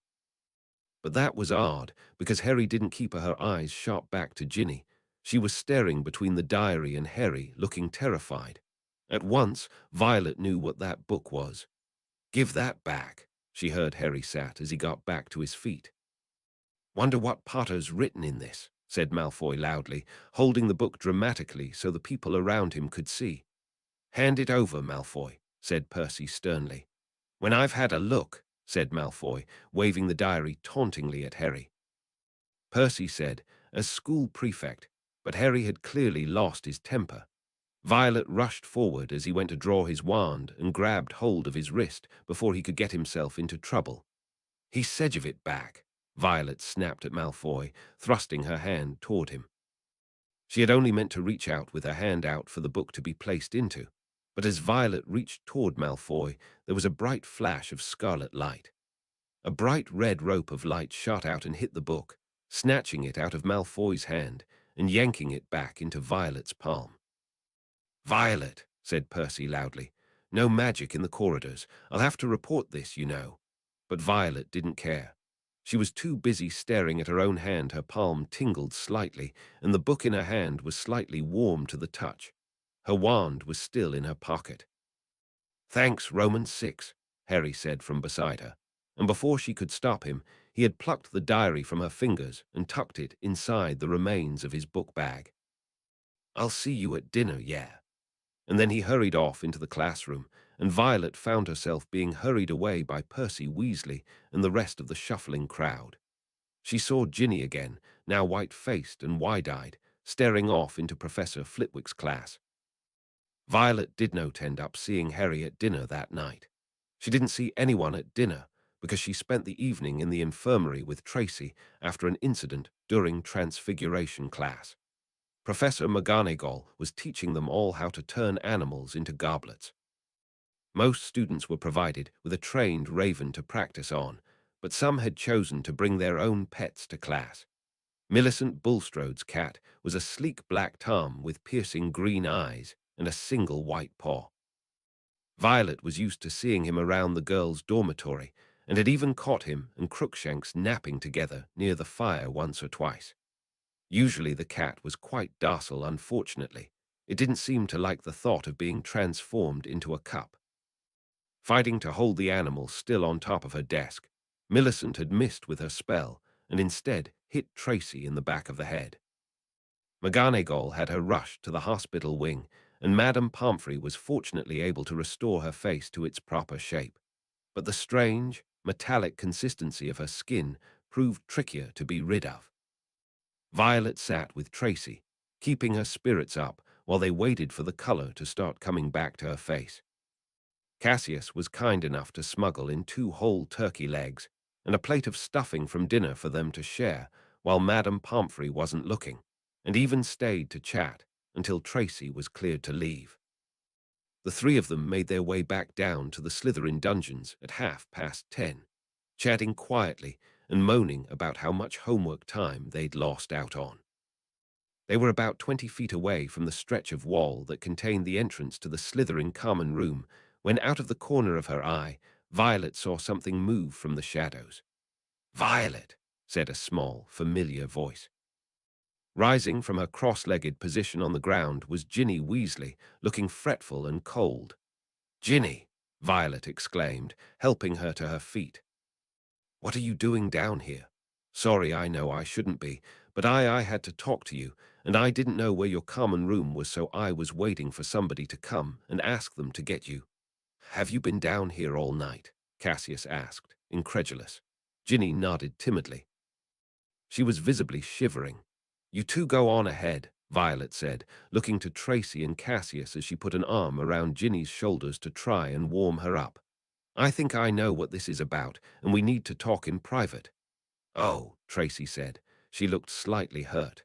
"I mean, if you're sure." "Ginny, right," said Cassius. Again, Ginny nodded. Cassius lifted his hands and put them on both sides of his own head. "Cover your ears for a minute, would you mind?" Ginny looked at Violet, who gave her a nod of uncertain assurance and slowly raised her own hands to mimic Cassius' actions. Cassius grabbed Tracy's arm and pulled her further up the corridor and whispered the password to the Slytherin common room. He pushed Tracy inside, and with a curt little wave back at Violet, stepped inside himself. This left Ginny and Violet alone in the dark hallway, staring awkwardly after him. After a moment, Ginny let her hands drop back to her side. "Harry has the diary," said Ginny urgently. "We've got to get it away from him." "I didn't know what else to do. How did he get it?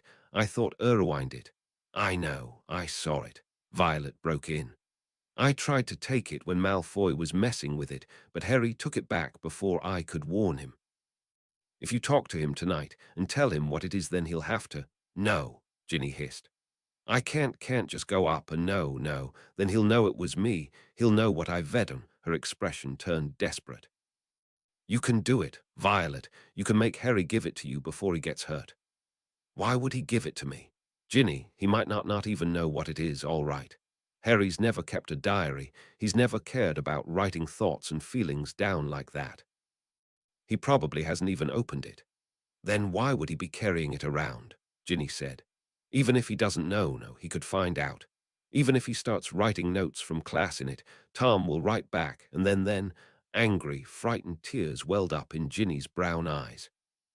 She scrubbed at her eyes, trembling all over like she had during their conversation before. Again, Violet was left at a loss. She was so used to being the one who felt helpless, who cried and broke down in front of others. Harry almost never cried. He tried to hide it from her when he did, and Violet had never had much of an occasion to comfort somebody else. It was always her in need of comfort, but now— "Ginny," she said quietly, "I can't just go up to Harry and tell him to give me the diary. He'll want to know where I learned about it and why I want it, and I'll have to tell him because I'm not going to lie to my brother. Harry and I don't do that." But Ginny looked back up at her, hopeful. "If Harry does anything with the diary, he'll tell me about it. We tell each other everything, and when he does I can warn him, and I think he ought to get rid of it. Harry listens to me, most of the time. That's the best I can do, all right. But I will do my best to get it away from him before he gets hurt. I promise." Ginny stared at Violet, taking in her words. She looked like she wanted to argue, but no more fight seemed to be left in her. Finally, she sniffed, nodded, and stuck out her hand. It was curled into a fist, except for her little finger stuck out in a crook. "Pinky promise." Violet took it without hesitation. "Pinky promise."